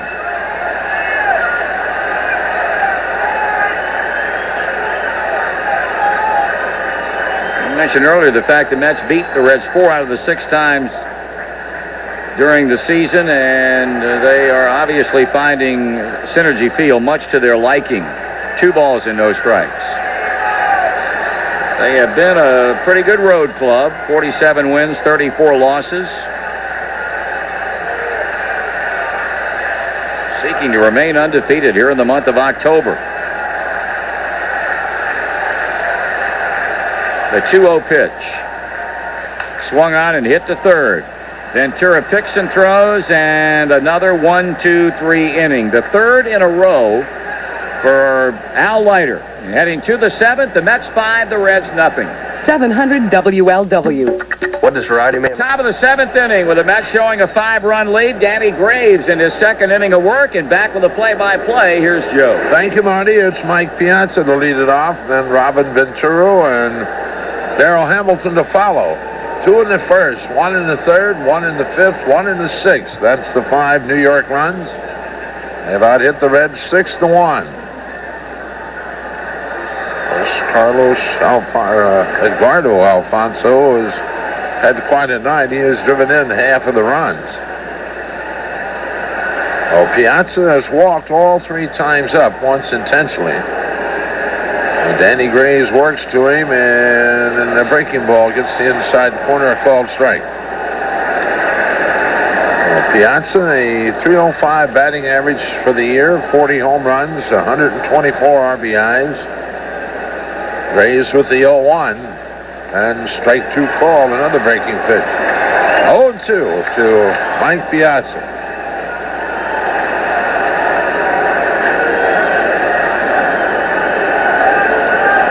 Graves with the 0-2, and that's swung on and grounded to Reese's left. Pokey bobbles the ball, picks it up barehanded, flips it on to Casey, and there's 1 away.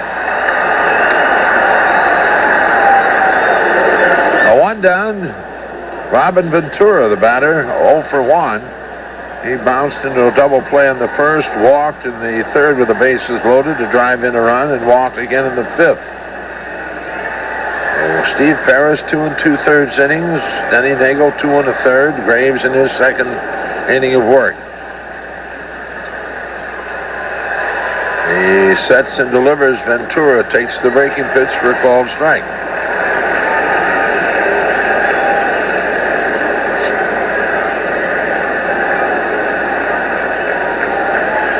The 0-1. That's in the dirt, and it evens at 1-1.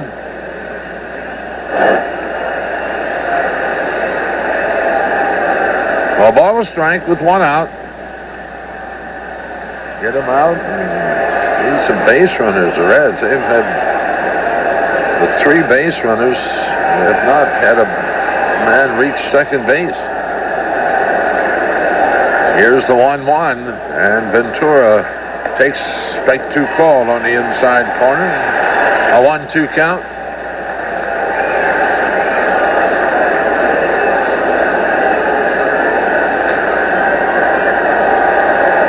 The 1-2, swing and a miss on the breaking ball, and a strikeout for Graves, his first. And with 2 away, Darrell Hamilton, the batter.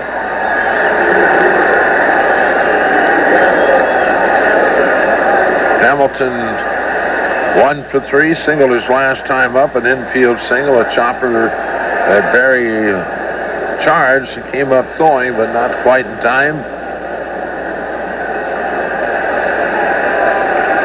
Raised the stretch and the pitch, which is outside the ball. 54,621 here at the old Ball Orchard. The 1-0. Misses low and inside. 2 balls, no strikes. Roger Cedeno on deck.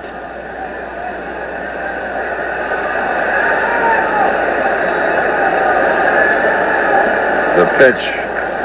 And this outside the ball. 3-0 the count. Today's baseball birthday. John Wathan, 1949, Cedar Rapids, Iowa. Charlie Leibrandt, 1956, Chicago, Illinois. 3-0 pitch, and that's ball 4.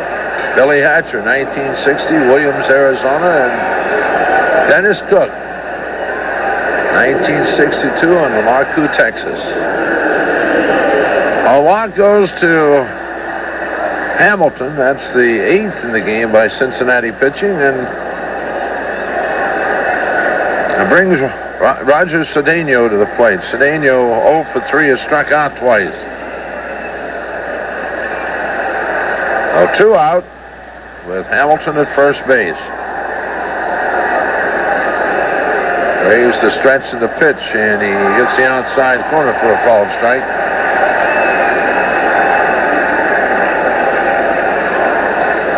One. 6-0. Mets lead it here in the 5-0 here in the 7th. Pitch taken on the outside corner, a breaking ball, and it's an 0-2 count to Cedeno.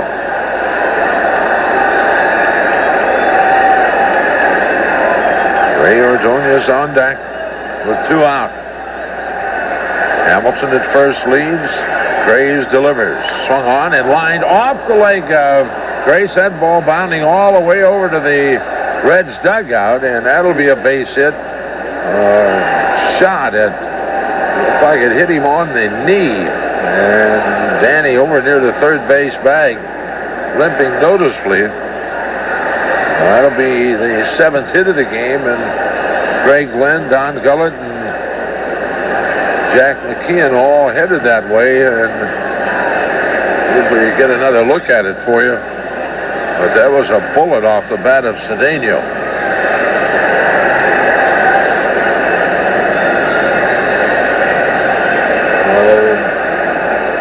Glenn, McKeon, and Gullett all there with Graves near the third base bag. Scott Sullivan throwing in the bullpen. Danny didn't go down. Or it hit him on the knee or on the shin, the calf of the left leg. Can't get a good look at it at the moment. Danny's trying to shake it off. So it'll be Cedeno at first base, Hamilton at second with 2 out. Danny Graves will leave or will stay. I'm going to allow him to throw a couple pitches to make sure he's okay. Oh, a 5-0 ball game. The Mets lead it.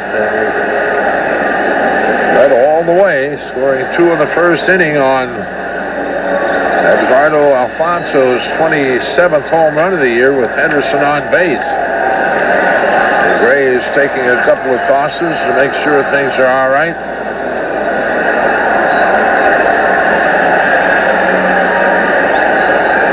And he says, okay, Gullett checks with him, Lynn checks with him, and McKeon, one more. And apparently no problems, and he had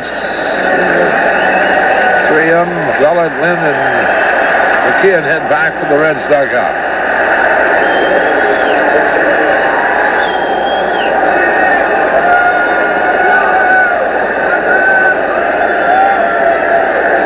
Now here's Ordonez. He is 0 for 2 with a walk, has scored a run.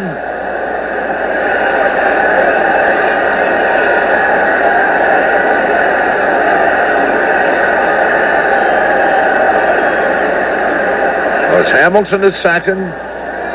Cedeno at first with 2 away. Danny Graves, third pitcher used by the Reds. He delivers, and Ordonez swings and bounces it foul behind the plate.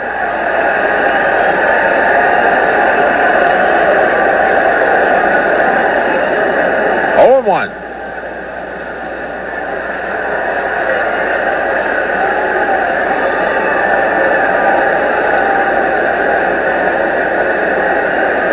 Baseball for Graves. Steps back and on to the pitching rubber.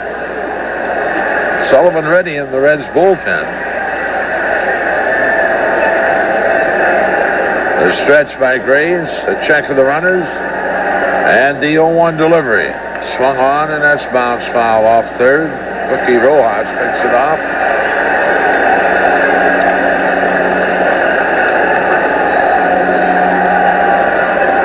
An 0-2 count now to Ordonez.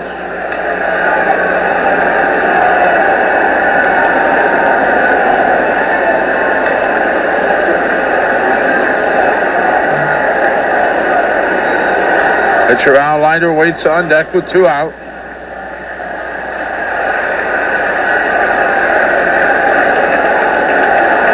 Robinson hangs the sign. Danny Graves the stretch. He delivers the 0-2, and that's way high and inside as Ordonez jumps away. 1 ball, 2 strikes.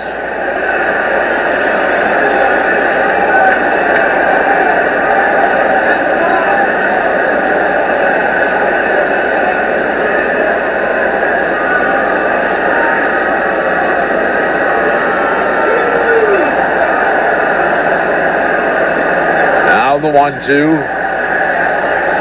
And Ordonez looks at it low and outside. Count evens 2-2. 6-5 nothing. The Mets lead it. Runners at first and second and 2 out. Danny Graves ready with the 2-2. And Ordonez swings and misses the breaking ball, and that's the inning. Base hit, a couple of runners left, and middle of the 7th, it's the Mets 5, the Reds nothing. It's time for the 7th inning stretch, brought to you by Roberts Grant. Mark of Daimler Chrysler. The Ohio Casualty Group's independent agent of the day is Charles H. Bill's Agency in Covington. They encourage you to call for a free, no-obligation quote at 431-1235. Call Bill's Insurance, your local independent Ohio Casualty Group agent. The big one, 700 WLW. Well, running out of time as the Reds bat in the 7th. They've yet to get a base runner to second base. Hopefully this is the inning. Greg Blond, Dimitri Young, Jeffrey Hammonds to face Al Leiter. Leiter through 6 innings has allowed the Reds just 1 base hit. He has struck out 6 and walked 2. The base hit belongs to Jeffrey Hammonds. That came with 1 out in the 2nd inning. Al Leiter 12-12 on the year. A 441 earned run average. 207 innings, or 204 innings, giving up 207 hits. Let's see if we can get something going. 5-0, Mets lead it.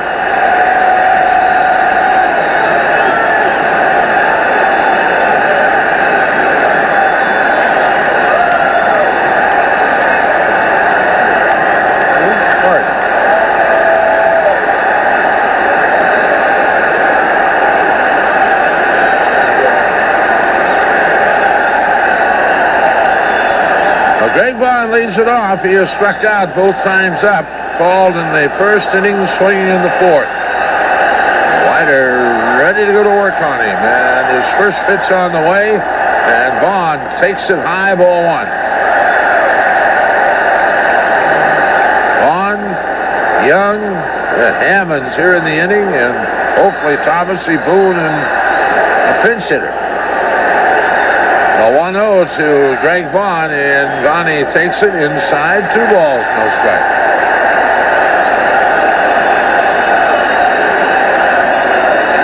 The count.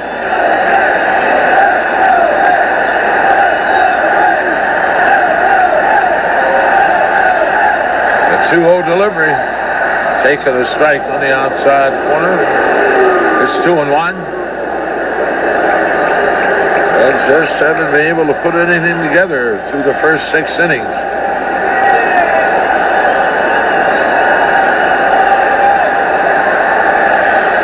Leiter with the 2-1.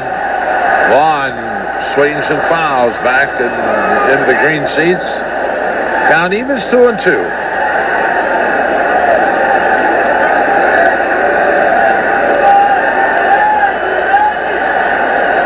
Two balls, 2 strikes. Piazza hangs the sign. Leiter with the break even to Vaughn. And Greg swings and lifts a pop-up off to the left of the plate. Piazza calling for it, foul territory, and there's one away, and we'll pause for station identification on the Reds Radio Network. The forecast from the November 12 Weather Center. Clearing skies late tonight with the low of 39. Tomorrow, clear to partly cloudy with a high of 63. Wednesday, mostly sunny, warmer with a high of 69.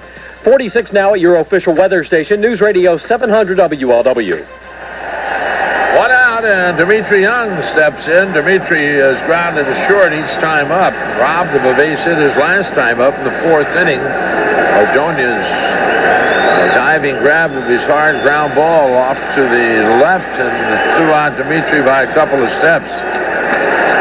Leiter delivers to Young, and Dimitri swings, and he hits a little looper into center field, but that'll be caught by Cedeno, and quickly 2 away. With 2 down, Jeffrey Hammonds the batter. Jeff, as we said, owns the 1 base hit. That was a single in the 2nd inning. 12 in a row now. Leiter is retired.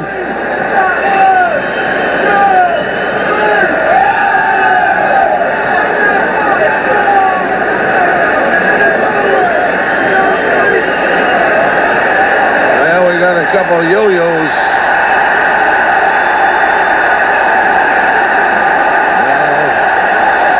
Wait a little while. Let them have their fun.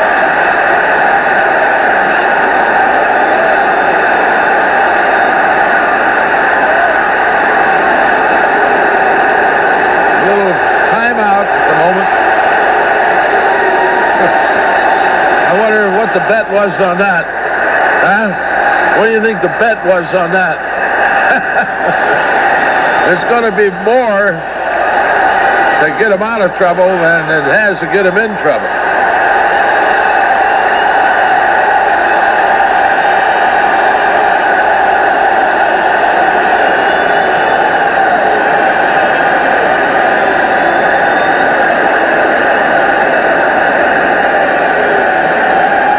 They discard the 2 young gentlemen. And we get back to action.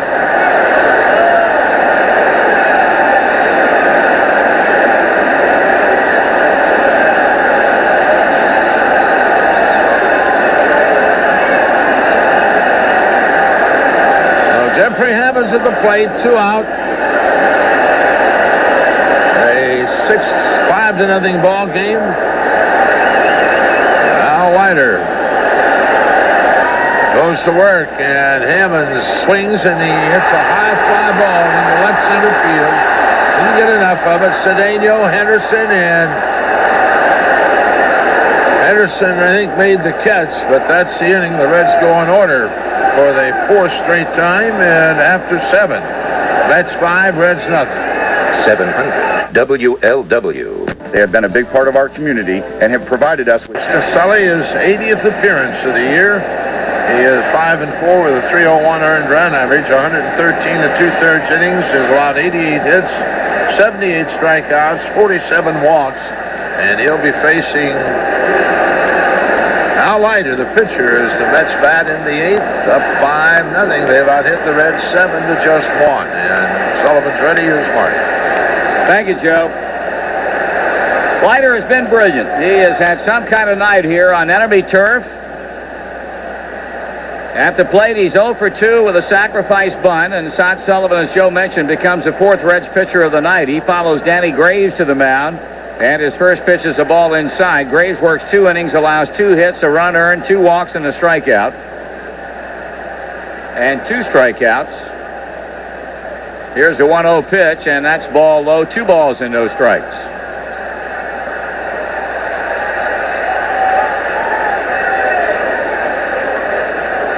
Now the stretch and the pitch, and a swing and a miss. Actually a foul ball that comes back toward the screen, just off to the left of the plate as we look down from our perch here at Cinergy Field. And the count's 2 balls and a strike. Dennis Reyes is warming up in the Reds bullpen.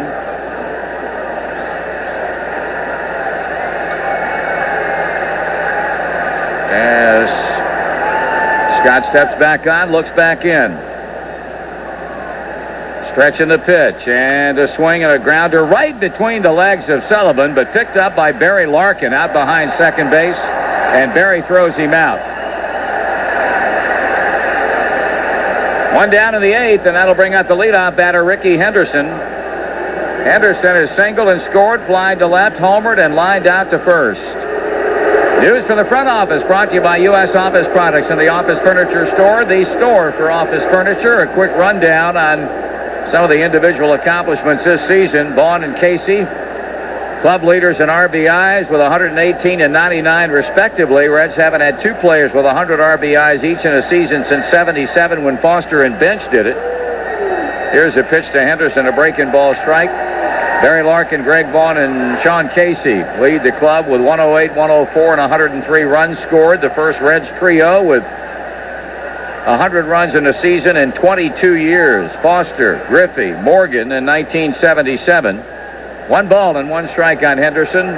Mike Cameron and Pokey Reese, 38 stolen bases apiece. Barry Larkin, 30, make up the first Reds trio with 30 steals in a year since '88 when Sabo, Larkin, and Davis did it. Sabo 46, Larkin 40, Davis 35. There's call strike 2.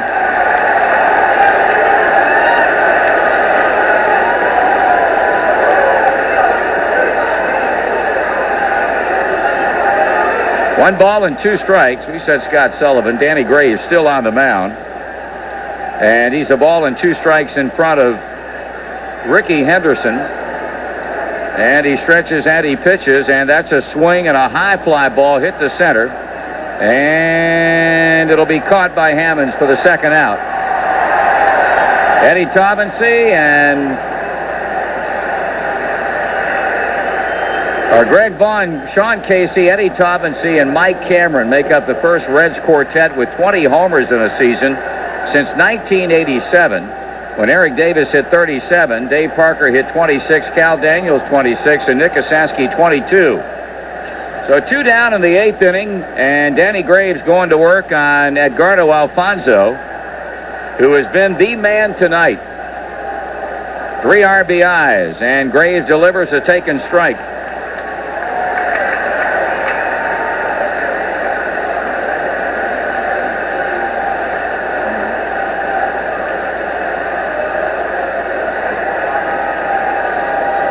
Danny Graves trying to retire the side in order, and he delivers, and this pitch is popped up and out of play and off to the right, and the count's no balls and 2 strikes. Alfonso got him going early with a 2-run home run, the second batter in the game, and the Mets have not looked back. The outstanding pitching of Al Leiter and the fact that the Mets have just added to the lead. Another in the 3rd, another in the 5th, and still another run in the 6th inning. And a 5-0 lead. They've had 7 hits, but the Reds have been able to collect only 1 all night long off of Al Leiter. Danny Graves is in with the 0-2 pitch, and it's a swing and a ground ball that he knocks down. Danny picks it up and throws to first in time to get the out and ends the inning. 3 up, 3 down. Bottom of the 8th coming up, 5-0 New York. Well, there aren't many things in life that are guaranteed, but the Fiorini Agency 10%. This is the big one, 700 WLW. Well, we move to the bottom of the 8th inning. Al Leiter, 6 outs away from sending the Mets on to Phoenix, Arizona tonight. And a meeting with Randy Johnson. That would be their reward for winning tonight. They get to face Randy Johnson in the first game of the playoffs, but I don't think that's going to deter them one little bit. They have been very impressive tonight, and it really seems as if that they were much better equipped to handle a game of this magnitude than the Reds were. Whether or not the long day spent at Milwaukee yesterday had anything to do with the way this game has gone up to this point, but the Reds, of course, have been a club that over the course of the year have been marked by the attribute of never giving up, of many times being able to come back from deficits, and now they're faced with their largest challenge of the year because they're in the bottom of the 8th. And they've shown only 1 hit all night long. Melvin Mora has replaced Ricky Henderson in left field. Henderson and Alfonso have been the big guns tonight for New York. Eddie Taubensee will lead off the bottom of the 8th. Taubensee has gone 0 for 2, reaching on a fielder's choice and lining out to second.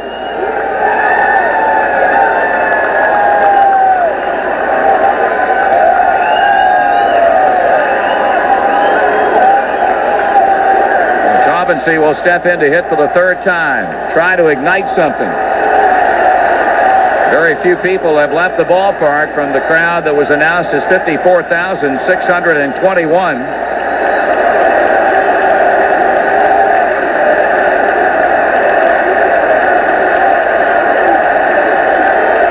Taubensee in and waiting, and the wind and the pitch by Leiter, and it's taken up and outside ball 1. Of course, we've reached a point in the game now where Bobby Valentine wouldn't hesitate in going to Armando Benitez. The 1-0 pitch to the Reds catcher, and a swing and a roller foul over to the on-deck hitter Aaron Boone. 1 ball, 1 strike.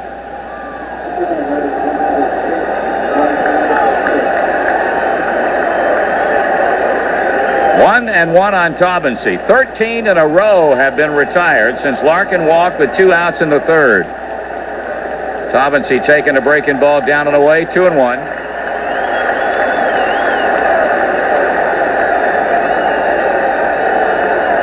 And he hit the ball very hard in the 5th inning, but hit it directly at Alfonso at second base. A line drive.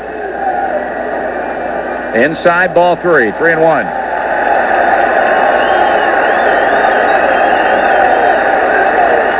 Others in the past, Major League Baseball's 1-game playoffs. In the American League in 1948, Cleveland defeated Boston. 78, the Yankees defeated the Red Sox on that home run by Bucky Dent. There's ball 4. Taubensee's walk to begin the 8th. Aaron Boone will step in. And most recently, the Seattle Mariners defeated the California Angels in 1995 in the National League. The only 2 one-game playoffs prior to tonight. In 1980, Houston defeated Los Angeles, and in 1998, the Chicago Cubs defeated the San Francisco Giants. Let's see if that leadoff walk will get anything going in the Mets bullpen. Apparently not. Here's Aaron Boone. And a ball to him.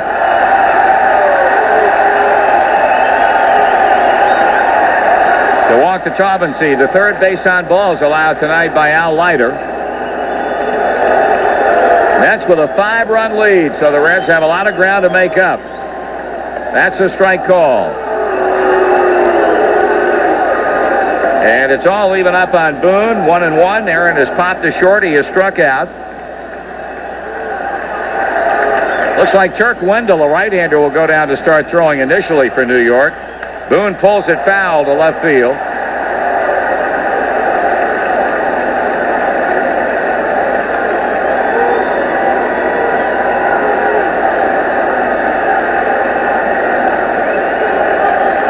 John Franco and Turk Wendell throwing in the New York Mets bullpen. Now Leiter, who did not complete a game in 31 starts leading up to this appearance tonight, has walked Taubency to begin the 8th and is ahead in pitching to Aaron Boone, and Aaron swings and fouls it off to the right. Now to play.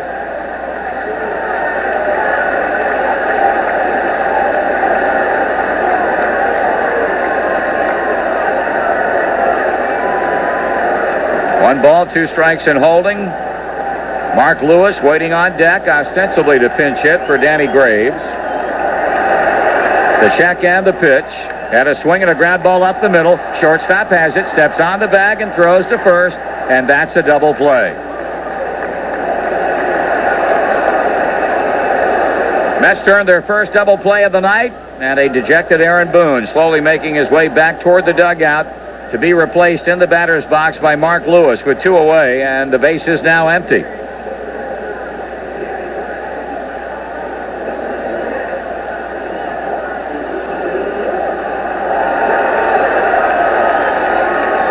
Been a long time since we've seen the Reds held in check by any pitcher to the degree that Al Leiter has done it tonight. It has not been what you would call a dominating performance. Lewis takes the ball inside. Dominating would be the kind of performance that Randy Johnson showed the Reds, albeit in a losing effort. Earlier this season here at Cinergy Field, he struck out 17, but the Reds beat him 1-0. Swing and a miss by Lewis. 1 ball and 1 strike, but except for maybe 2 or 3 balls that were hit hard, everything else has been basically routine. Good defensive play turned in by Ordonez on a grounder up the middle off Dimitri Young's bat in the 4th inning. He was able to get up and throw Young out. The line drive that Taubency hit to Alfonso earlier. Here's a ground ball to short, and Ordonez throws Lewis out to end the 8th. So at the end of 8 innings of play, it's the Mets 5 and the Reds nothing. News, traffic, weather, sports. It's the numbers for Danny Graves: 2 hits and a run over 3 innings with 2 walks and 2 strikeouts. And now it'll be Reyes to face John Olerud, Mike Piazza, and Robin Ventura in the New York 9th inning. This National League wild card playoff game. And it has been pretty much all New York Mets. They've got the champagne ice down in the Mets clubhouse, and they are going to celebrate unless the Reds have what would be a very impressive comeback in the bottom of the 9th inning. The Mets will be celebrating for the 2nd time in as many days. It was amazing the celebration they had yesterday, and they really didn't win anything. This is cause for a celebration, this game tonight. Reyes making his 65th appearance, and he gets the first pitch into Olerud for a strike. And the next one is low, 1 ball, 1 strike. The Mets have not been particular. They have scored against every pitcher that Jack McKeon has run out there. 3 off of starter Steve Parris, 1 each off of Nagel and Graves. And here's a line drive up the middle and a base hit into center field for John Olerud, his 2nd hit of the night, and base hit number 8 for the Metropolitans.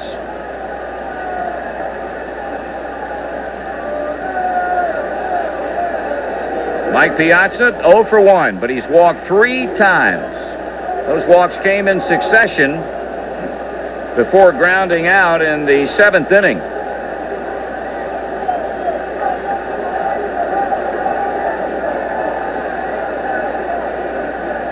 Swung on and fouled back and out of play.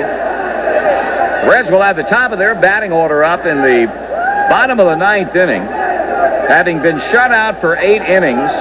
And to give you some idea of how tough it is to shut out this Reds team, they've been shut out only twice the entire year, and the 2 shutouts came in a span of 4 days. They were blanked 1-0 by the Philadelphia Phillies. Here's a pitch, and that's a ground ball wide of third. Up with it, Aaron Boone. On to second one. On to first base. That's a double play.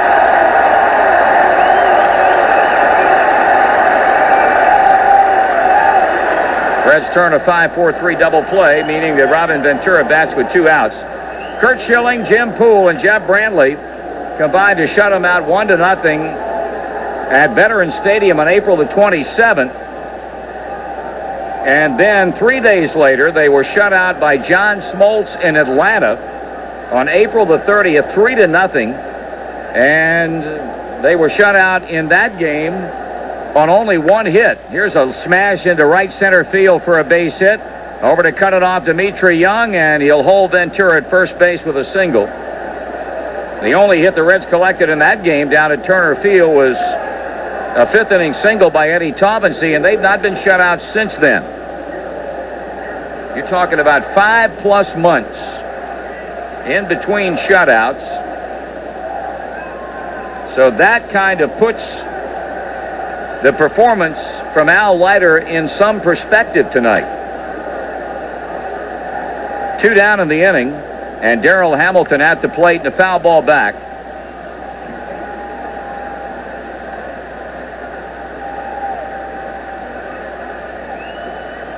Octavio Dotel is warming up in the Mets bullpen. Pitch is low and away by Reyes. 1 ball, 1 strike.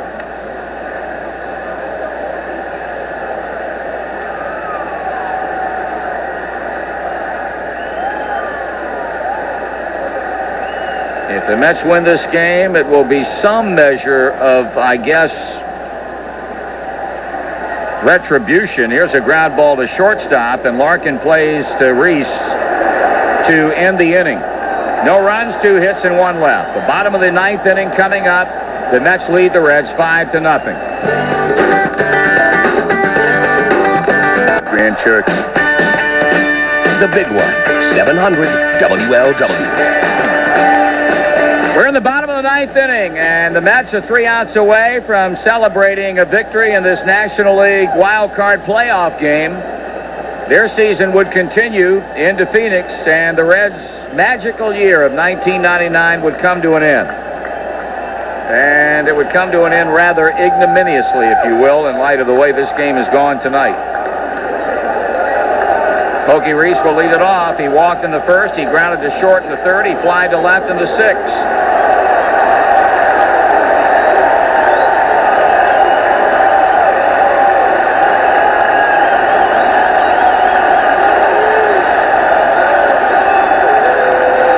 Pokey Reese making Leiter wait a moment before he settles into the batter's box.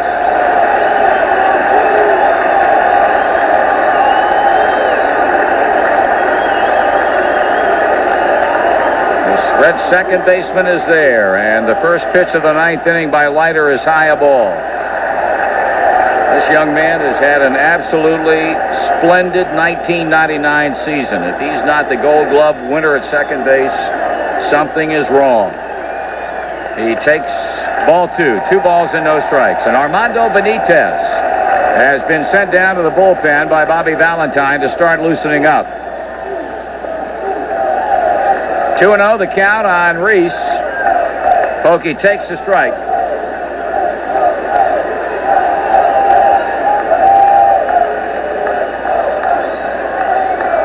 The only hit the Reds have collected tonight, a single back in the second by Jeffrey Hammonds. And ball 3.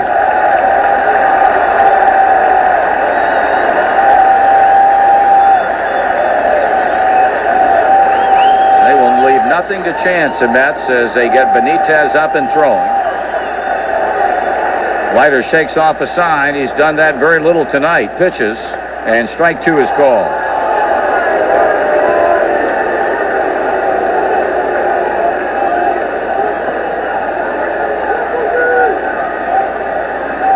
Mets leading 5-0 in the bottom of the 9th. Reese backs away from the plate.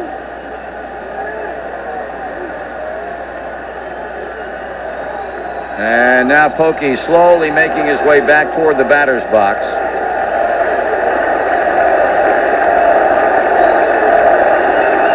The look in by Leiter, and the wind and the kick and the pitch.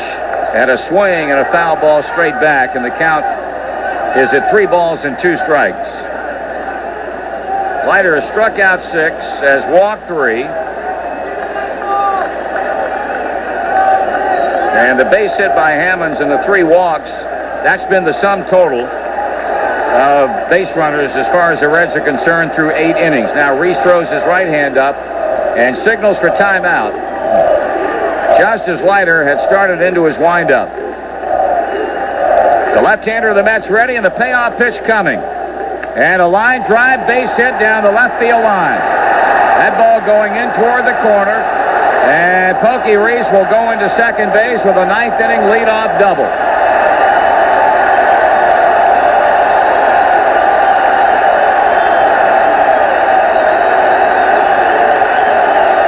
Well, the second hit tonight for Cincinnati.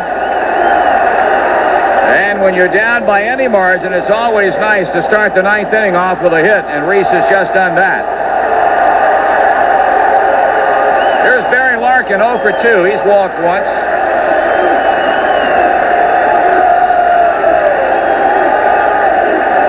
Once again, Leiter goes behind the mound to get the dirt out of his spikes. Benitez has thrown all he needs to. The signal has come back toward the Mets dugout that he's ready if Bobby Valentine wants to make the pitching change.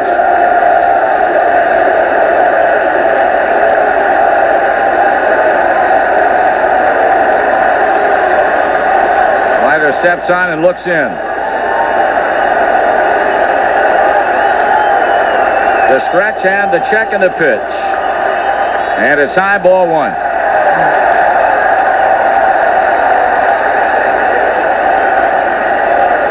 A whole bunch of people have already opted for the early exit, but more have hung around.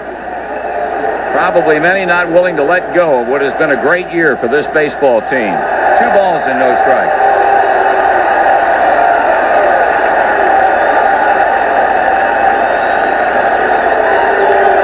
Mike Piazza calling time, heading out to the mound, and Dave Wallace, the pitching coach, will go out to join him, and we'll pause for identification on the Redlegs Radio Network. The fans react to the Reds' wild card playoff game at Cinergy Field, and a Winton Hills woman is going to jail for the beating death of her 7-year-old daughter. In-depth team coverage coming up after the game on News Radio 700 WLW Cincinnati. Dave Wallace, the pitching coach, back to the dugout, and Barry Larkin back to the plate after a leadoff double on a 3-2 pitch to start the 9th inning by Pokey Reese. Al Leiter has not yet thrown a strike to Barry Larkin. 2 balls and no strike. The left-hander with a set and the pitch. That's a ball, 3-0.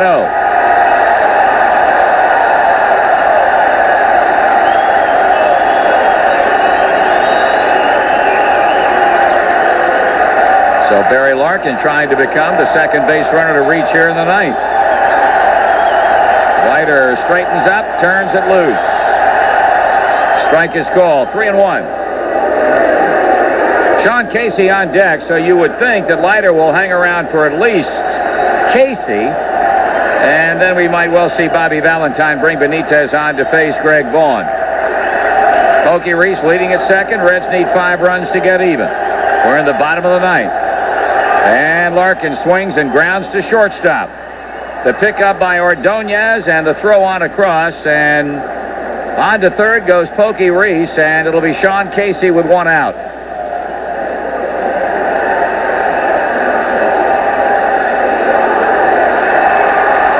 Casey's fly to left, struck out, grounded to third.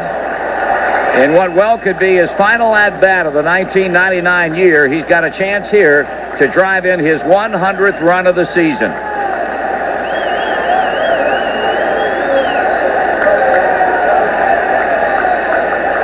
But a ground out by Larkin, and the outs are ultra precious at this point. The stretch and the pitch to Casey, and Sean takes a strike.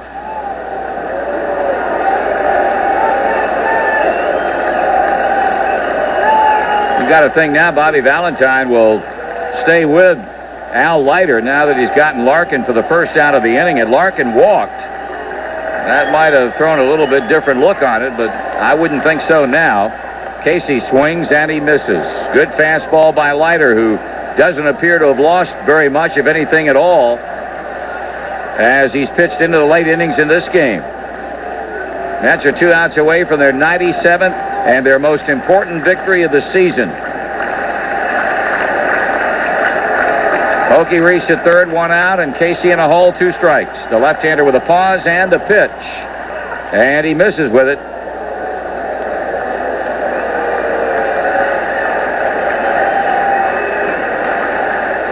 Casey sitting on 99 runs batted in.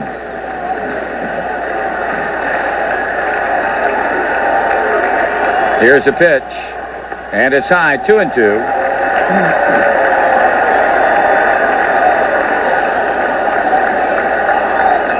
Reese double to left, moved to third on the ground ball to shortstop by Larkin. Casey taps the plate with the head of the bat. Now waits on the break-even pitch, and Leiter serves it up. And it's a foul fly and out of play to left. Count holding at 2 balls and 2 strikes.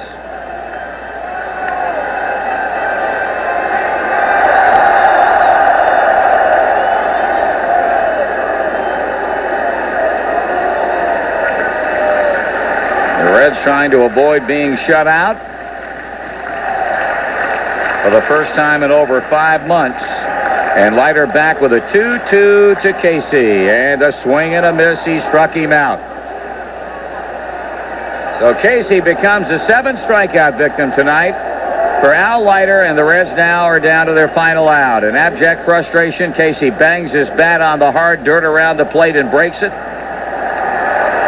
He will end the year, no doubt, with 99 runs batted in, and had a chance right there, had he been able to make any contact at all, to knock in his 100th run of the season.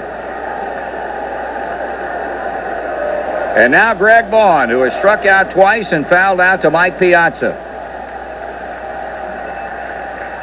He takes it inside a ball, a man who stepped up big time here in the month of September, with those 14 home runs and 33 RBIs to be named the player of the month. And sitting on 45 home runs for the year, he has done exactly what the Reds wanted him to do when they made that trade with San Diego in the offseason. He fouls it back, and it's into the upper deck, and it's a 1-ball, 1-strike count on Vaughn.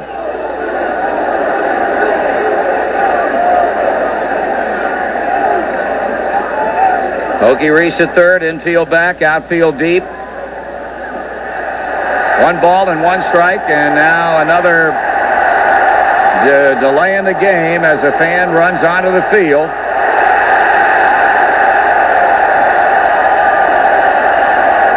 It's been a busy last 3 innings for the police officers who regularly work Cinergy Field.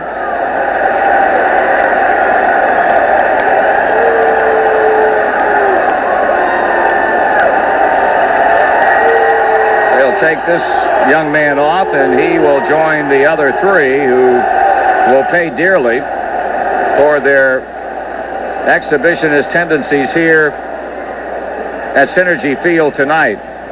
Leiter has thrown 130 pitches. And with a 1-1 count, about to throw number 131 to Greg Vaughn. And it's high, ball 2.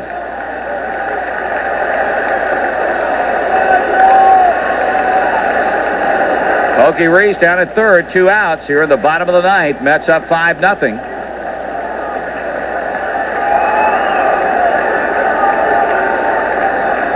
Vaughn windmilling the bat around as Leiter looks long into Mike Piazza. Now the stretch, and now the 2-1 pitch, and it's ball 3.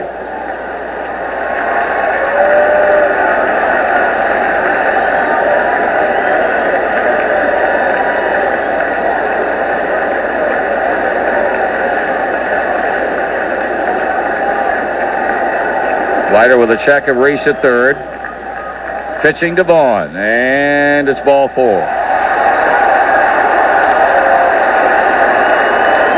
So the Reds have him at first and third with 2 out.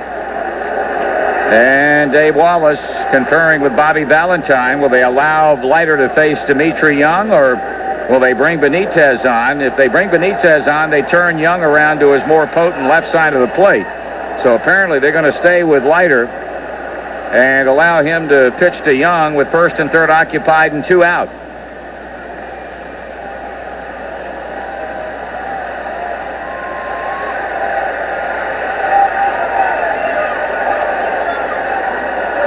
Young is 0 for 3. And the pitch and a swing and a liner foul to right. Greg Vaughn was running on the pitch, and he'll be forced to come back, and Dimitri down a strike.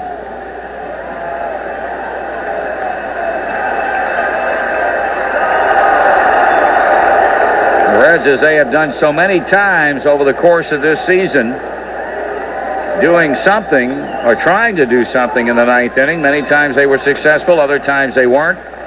This one is lined to second, caught by Alfonso, and the New York Mets have won the National League wild card playoff game as they empty the dugout and race to the mound. The man in the center of the celebration is left-hander Al Leiter, who was brilliant tonight. He tosses a 2-hit shutout, and the New York Mets have defeated the Reds in this one-game playoff, a final score of 5-0. But the fans who are still in the ballpark up and applauding, many of them standing, the effort that this Cincinnati ball club gave them in this 1999 baseball season. It was truly a magical year. It's unfortunate that it has to end tonight, but it doesn't take away from what was a truly fine baseball season by this group of young men. Barry Larkin out of the dugout and clapping his hands together and going to meet one by one the members of the grounds crew. It was something of a ritual during the course of the year. After each Reds victory, they would line up to greet each of the Reds players as they left the field and headed toward the clubhouse. And even in defeat, the grounds crew members that did such a brilliant job of converting this field from football to baseball last night, young men who are absolutely exhausted right now, are out waiting to greet the players off this Reds ball club as the New York Mets continue to celebrate in the middle of the Cinergy Field infield. 5-0, the final score, and we'll be back in just a moment. This is ESPN's Dan Patrick. You're listening to Sports Radio 700 WLW. The face of Cincinnati is changing, and if you look closely, you'll see who's at the heart of that change. This is Joe Morgan for the union men and women that comprise the Greater Cincinnati Building Trades Council. Look around. They're building the new Paul Brown Stadium and rebuilding Fort Washington Way, creating a new downtown Riverfront to be proud of. And you can be sure that these important projects will be completed by trained professionals who have productivity and safety in mind and who care about Cincinnati. Build better. Build union. Thanks, Joe. I'm a union sheet metal worker, and I'm proud to be part of a trade whose work truly affects everyone. We provide the heating, cooling, and indoor air quality work that allows your office to be productive. And our work can be seen on landmarks like the Aronoff Center in Cincinnati, the Nutter Center in Dayton, and the Schottenstein Center in Columbus. We even provide McDonald's with their kitchen equipment and metal counters.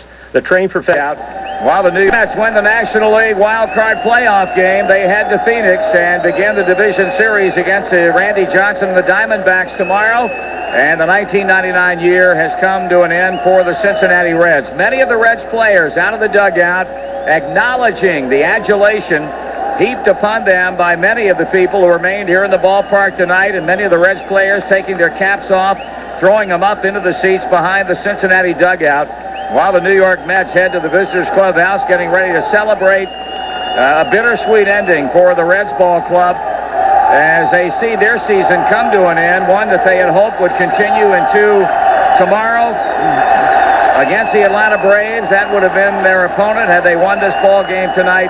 But it was simply a great pitching performance by left-hander Al Leiter, who gave the Reds only a second-inning single by Jeffrey Hammonds and a ninth-inning double by Pokey Reese. And the tone of the night was pretty much set by the two-run home run, two batters into the game off the bat of Edgardo Alfonso, off loser Steve Parris, and the Mets went on to post the shutout win. 5 runs, 9 hits, and 10 left for New York. No runs, 2 hits, and 5 left for Cincinnati. Al Leiter 13-12, the winner, his first complete game of the year. And Steve Parris 11-4, the loser. The Reds are excited to team up with McDonald's to support the Runs for the Ronald McDonald House program. For every Reds run this season, McDonald's of Greater Cincinnati and 700 WLW donate $12 to the Ronald McDonald House, which provides a night stay at the house for a family with a seriously ill child. Tonight, the Reds were shut out But the total dollars raised this season ends at $10,380. Thanks to McDonald's of Greater Cincinnati and 700 WLW, our flagship station of the Reds Radio Network. Right now, stay tuned for the Brenneman Report. Again, the final score tonight in this National League Wild Card Playoff game, the Mets 5 and the Reds nothing. Swung on, a fly ball hit back into deep left field. That ball's got a chance. That ball is going to be out.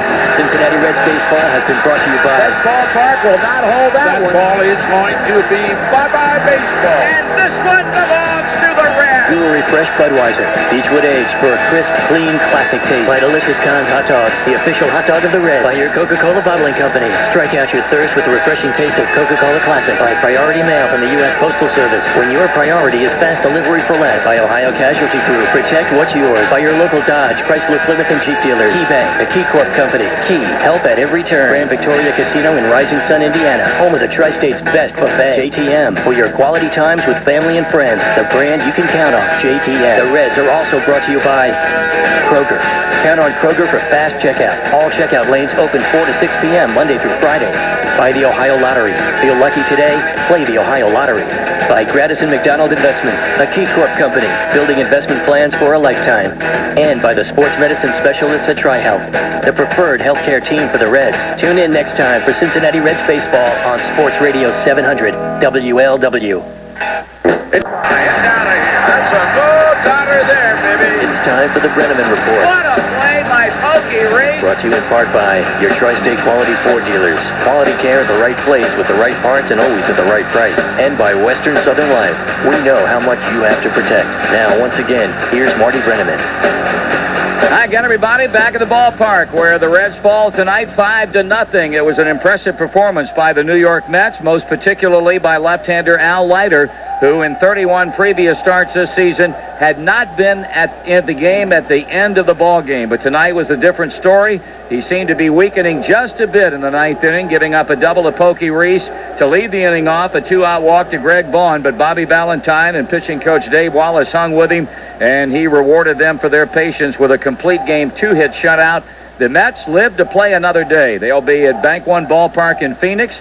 They have the joy of facing the big unit, Randy Johnson, in the first game of the division series. And the Reds will sit back and wonder and think about the winter months coming up and what might transpire relative to this ball club before we all gather again in spring training in Sarasota come next February. We'll be back to take a look at the ball game when we return in just a moment. At all, were able to get a quick lead that the other team might be in trouble, and that obviously was borne out tonight by what the Mets were able to accomplish. They didn't take any time at all. Ricky Henderson led the game off with a base hit to left field. That brought Edgardo Alfonso to the plate, and he 2 batters into the ball game. Responded with our Frisch's big boy big play of the game.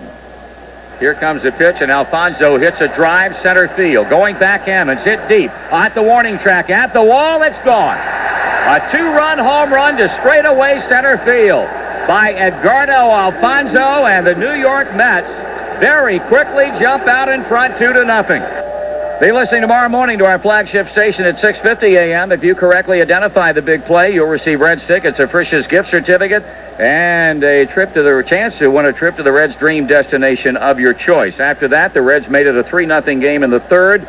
A 1-out walk to Alfonso, a double to right by John Olerud, and after they intentionally walked Mike Piazza, Jack McKeon made the pitching change, lifting Steve Parris in favor of Denny Nagel, who walked Robin Ventura to force home Alfonso to make it 3-0 New York. Then in the 5th inning, Denny Nagel still on the mound. Ricky Henderson led off and promptly hit one down the left field line that hit the foul screen for a home run, his 12th of the year. It was 4-0. And the Mets came back to score their final run in the 6th inning on a run-scoring double by Alfonso. The top 2 batters in the Mets lineup were devastating tonight. Ricky Henderson had 2 hits, scored twice, and hit the solo home run. Alfonso hit his 27th homer in the 1st inning en route to a 3 RBI night that puts him at 111 at the end of the season. Al Leiter threw 130-plus pitches in going all the way for the first time this season. The Reds only hits a single by Jeffrey Hammonds in the 2nd, and the leadoff double in the ninth inning by Pokey Reese. He was never in any serious trouble. There were only a handful of hard hit balls off of him. The one that ended the game certainly was a line drive off Dimitri Young's bat right at second baseman Edgardo Alfonso, and the New York Mets celebrate. Obviously, the three-game winning streak that they brought in here as a result of a sweep over the weekend at home against Pittsburgh certainly gave them a lot of momentum. We will never know what the all-day stay at County Stadium in Milwaukee took out of this Reds club, if anything at all, yesterday. It was certainly the longest days of many of the careers of those associated with this ball club. A 5-hour and 47-minute rain delay before the game ever started. Some may construe that to be an excuse. But the fact of the matter was that the Mets were on top of their game tonight in the biggest game of the year, and unfortunately, the Reds were not. 5 runs, 9 hits, and 10 left for the Mets. No runs, 2 hits, and 5 stranded for the Reds. Leiter ends a regular year with a record of 13-12, and Steve Parris ends a regular year with a record of 11-4. Some final comments coming up right after this. There's really awarded Western and Southern Life the highest ratings. Well, as we wrap up another baseball season, it's hard to believe it's number 26 for yours truly, and all those years spent with Joe in the radio booth here in this ballpark. And looking back on this year, we made the comment a couple of weeks ago, and it bears repeating tonight. We would hope that as you reflect back on this season, that nobody judges this baseball team by the fact that it did not get into the postseason. This was truly a magical year for a club that nobody gave very much chance to do anything of a positive nature when the season started back in the first days of April, and this club came within one game of making the National League playoffs. It is a ball club that I think in many ways revitalized interest among people in and around the city of Cincinnati, people who said after the 94 player strike they would never go to see another ball game again. They'd never listen to another game on radio or watch a game on television. And I think in many cases people's minds had been changed over the course of the year by watching a blend of veteran players like Greg Vaughn and Barry Larkin and Pete Harnish, and the youth on this club, Sean Casey and Pokey Reese and Aaron Boone and Mike Cameron and Dimitri Young and Eddie Taubensee and all the rest of the people that made up a ball club that win 96 ball games, and yet they're on the outside looking in as the National League playoffs and playoffs in general in Major League Baseball get underway tomorrow. It was a great year for this team, and it would be grossly unfair to look back in a week or a month or 2 months and say, well, it really wasn't a very good year because this club did not make the postseason. On the contrary, when you win 96 games and lose 67, you have had a hell of a year. And that's exactly what this ball club had in 1999. A lot of people we want to thank, as we always do, before we wrap up another baseball season, from the Reds publicity department, Rob Butcher and Mike Ringering and Mark Wolpold and Larry Herms and all the rest of the folks that work at that end of the hall. From our flagship station, 700 WLW, the guys that turn the dials and hook up things prior to every broadcast here at Cinergy Field. Dave Armbruster, we call him Mia, Chuck Ingram, of course Steve Bersnick and Seg Dennison, who we could not get along without in this booth on a nightly basis. Also, Bill Bangert, who did such a great job in our Inside Pitch pregame show over the course of the year, as well as Scott Springer. From the Reds office, Jenny Camp, we mentioned earlier tonight, we certainly extend our condolences to Jenny's family for the passing of her dad. She, over the years, has been absolutely indispensable to Joe and me. Cal Levy and his staff from the marketing department, Joyce Farr, Jody Pettyjohn and her staff in stadium operations.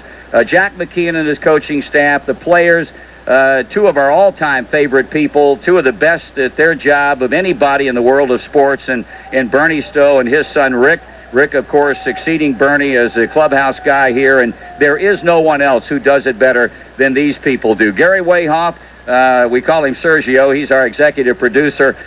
He takes a lot of heat on the golf course and off the golf course during the course of the year, but a guy who does a splendid job, and we congratulate him on another job well done. Jim Bowden, the Reds general manager. John Allen, the Reds managing executive. The changing of the guard as far as ownership is concerned, and the fact that the Carl Linders of the world and the Bill Reichs and the George Strikes have deemed that Jim Bowden and John Allen have done the kinds of jobs that warrant remaining here. And that's very, very important for the stability of this franchise, and they are to be saluted. The fellows who sit next to us, Glenn Sample, the official scorer, and his assistant Ron Roth, they're as good as there are in the Major League Baseball, and we can say that about both leagues, not even knowing the guys in the American League, because there simply aren't any better than these two people who score games here on a regular basis. John Champagne Walton, the Reds public address announcer. And down, of course, in the press room, Bob Baxter and Tom Davies and Gwen Spikes and the gentleman who guards the door here at the press box, Bob Gansmiller, and the fellow who runs the elevator, and a great guy, and Bob Greenewalt. We thank our wives, Vine Sherry, and of course, I know Joe's going to have a word about Don Zetta. They don't lead the greatest lives in the world because we're gone half the time, and wives that are in this profession have to learn to do things that men normally do because they're home, and most of the time we're not. And also the people who, without them, we would not have been around here for 26 years as a team, and we're proud to say the longest running team that does every game year in and year out in Major League Baseball, Joe and myself, and they're you folks who turn the radios on every night and listen to us without fail. You will never know how important you truly are to us.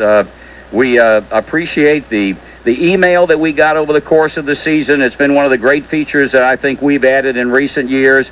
We appreciate the mail we get over the course of the year. You folks are number one in our book, and we certainly appreciate the support and the loyalty that you have shown us over the course of better than a quarter of a century. I don't want to forget our buddy Jeff Horrigan, and also the Horde Carnival, the two guys, Danny and Greg from Fox 19 in Cincinnati, who we visit with in the second inning of every ball game. Jeff Horrigan in his 7th year as a beat writer from the Cincinnati Post. All these people deserve to be singled out. All these people have made a major contribution, and they do things behind the scenes that make us look awfully good. And they have our undying support and our undying allegiance season in and season out. We don't have anything else to say. We'd like to think that we'd be back in broadcasting from Turner Field in Atlanta at 4 o'clock tomorrow, but that's not going to be the case. Again, it's been a great year for this baseball team, and I know that you concur with me that the fact they didn't make the postseason is not going to take away one iota from how truly successful and exciting this baseball team in 1999 has been. Right now, stay tuned. Joe's up next. Until next spring from Sarasota, Florida, and for our executive producer, Gary Sergio Wayhoff, and our producer, engineer tonight, Dave Yiddy Armbruster, this is Marty Brenneman saying so long, everybody. Swung on and hit deep to right field. That ball hit way back. That ball's gone. That ball is bye-bye. Shot down the third base line into left field. And this one belongs to the Reds. You've been listening to the Brenneman Report, brought to you in part by the Greater Cincinnati Building Trades Council and Laborers Local Union Number 2. They waltzed in the final week, just getting themselves tuned up. They did put a big hurt to the Mets again last week, playing those games as if it meant something to them personally, hurting the Mets deeply. But now it is the Astros who are 2 outs away from really putting the heat on the Braves. The Braves only guaranteed one more home game tomorrow, which would become a must win. I mean, they will have to win tomorrow. But they're up against a 21-game winner tomorrow, and laying in wait for them at the Astrodome Friday, a 22-game winner who will be fully rested. No short rest for Mike Hampton. He'll have his full 4 days off in the first game in Houston on Friday. 1-2 the count. So, I mean, this series may well have taken a dramatic and stunning turn today from the Braves looking like a real strong favorite to win this one, to now the Astros perhaps being if not in control of the series, certainly suddenly perhaps the favorite. 2-2. And also remember, the Braves have not been in a situation like this ever before in a division series. 12 wins, 1 loss in 4 previous division series. They almost had treated divisional series play as a tune-up for the big show. Well, they didn't plan on losing this game. The only loss they had back in '95 was to the Colorado Rockies, and the manager of that team was Don Baylor. 2-2, and a pop-up, shallow right. Carl Everett, out number 2. Shane Reynolds, really, I mean, there's so many things you could talk about as being keys for the Astros today, but all of that frustration early on, all of those runners and failed opportunities offensively, Shane Reynolds made it work out because he gave them 6 very strong innings. And how he did it was by sticking with the game plan. Do not let Chipper Jones beat you. And by not pitching to Chipper Jones, all of a sudden not having Javi Lopez, not having Galarraga, it just jumps right out at you now when you look at that Atlanta Braves offense, or lack of it. And the plan, stay away from Chipper Jones. That's what Reynolds did, and it worked out beautifully. Here's Jose Hernandez. He's 1 for 3. He's scored Atlanta's only run. That foul goes off to our right into the press box. 0-2 the count.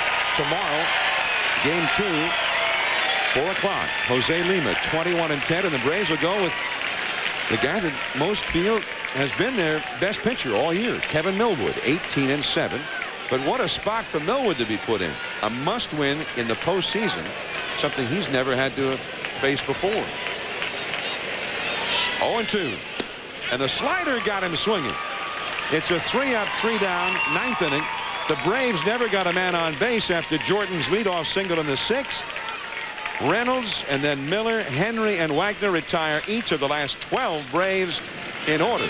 And the Houston Astros, for their 3rd straight year, into the party, but for the first time, suddenly the Astros flexing their muscles and showing that they might have what it takes to advance beyond the mighty Braves. We'll see. The plot will thicken here tomorrow.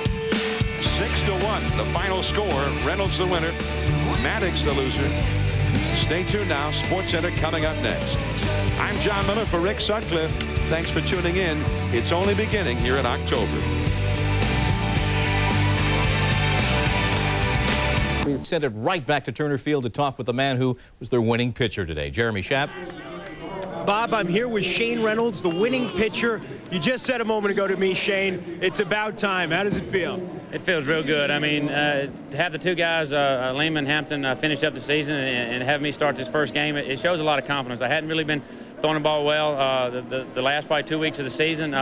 Needed a big game. It's easy to get pumped up for these kind of games, playing these guys and Greg Maddux pitching, and the guys came out and played great defense. They swung the bat and got some runs we needed to. Cammy came up with an unbelievable big home run in the last inning to get some insurance runs, but it was a total team effort.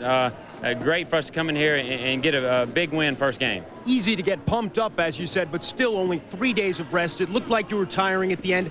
How did you continue to make good pitches even when you were fading? It was real tough, really, on 3 days rest, plus myself and Vern, our pitching coach, I've been struggling with some mechanics and control the last couple of weeks. We threw on the side every day. I didn't know exactly how strong I would be. Today I had real good movement. It was even hard for me to hit the outside part of the plate because I had too much movement, but it's better than having just straight stuff. And hopefully we found this arm angle, and cross fingers, hopefully that this was the little problem we had the last of the season. Hopefully, I just wanted to come out and throw some good innings for these guys. They've been playing so hard, and I just want to try to do my part. And in 6 strong innings, I feel like I helped the guys out. Total reversal of fortune from the last couple of years. You were here the last 2 years when you guys lost in the first round.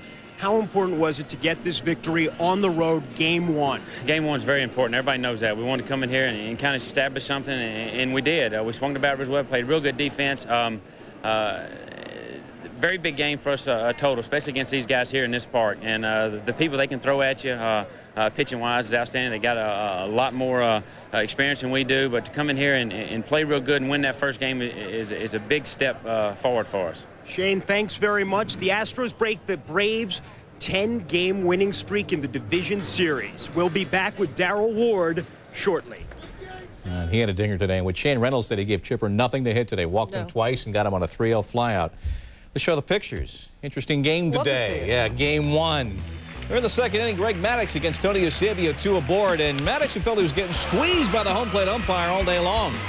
Well, Everett motors around on the single here. The Astros take a 1-0 lead later in that same inning. Stroh's put the suicide squeeze on. The Braves apparently have the sign with Reynolds at the plate. The pitch out. Caminetti hung out to dry.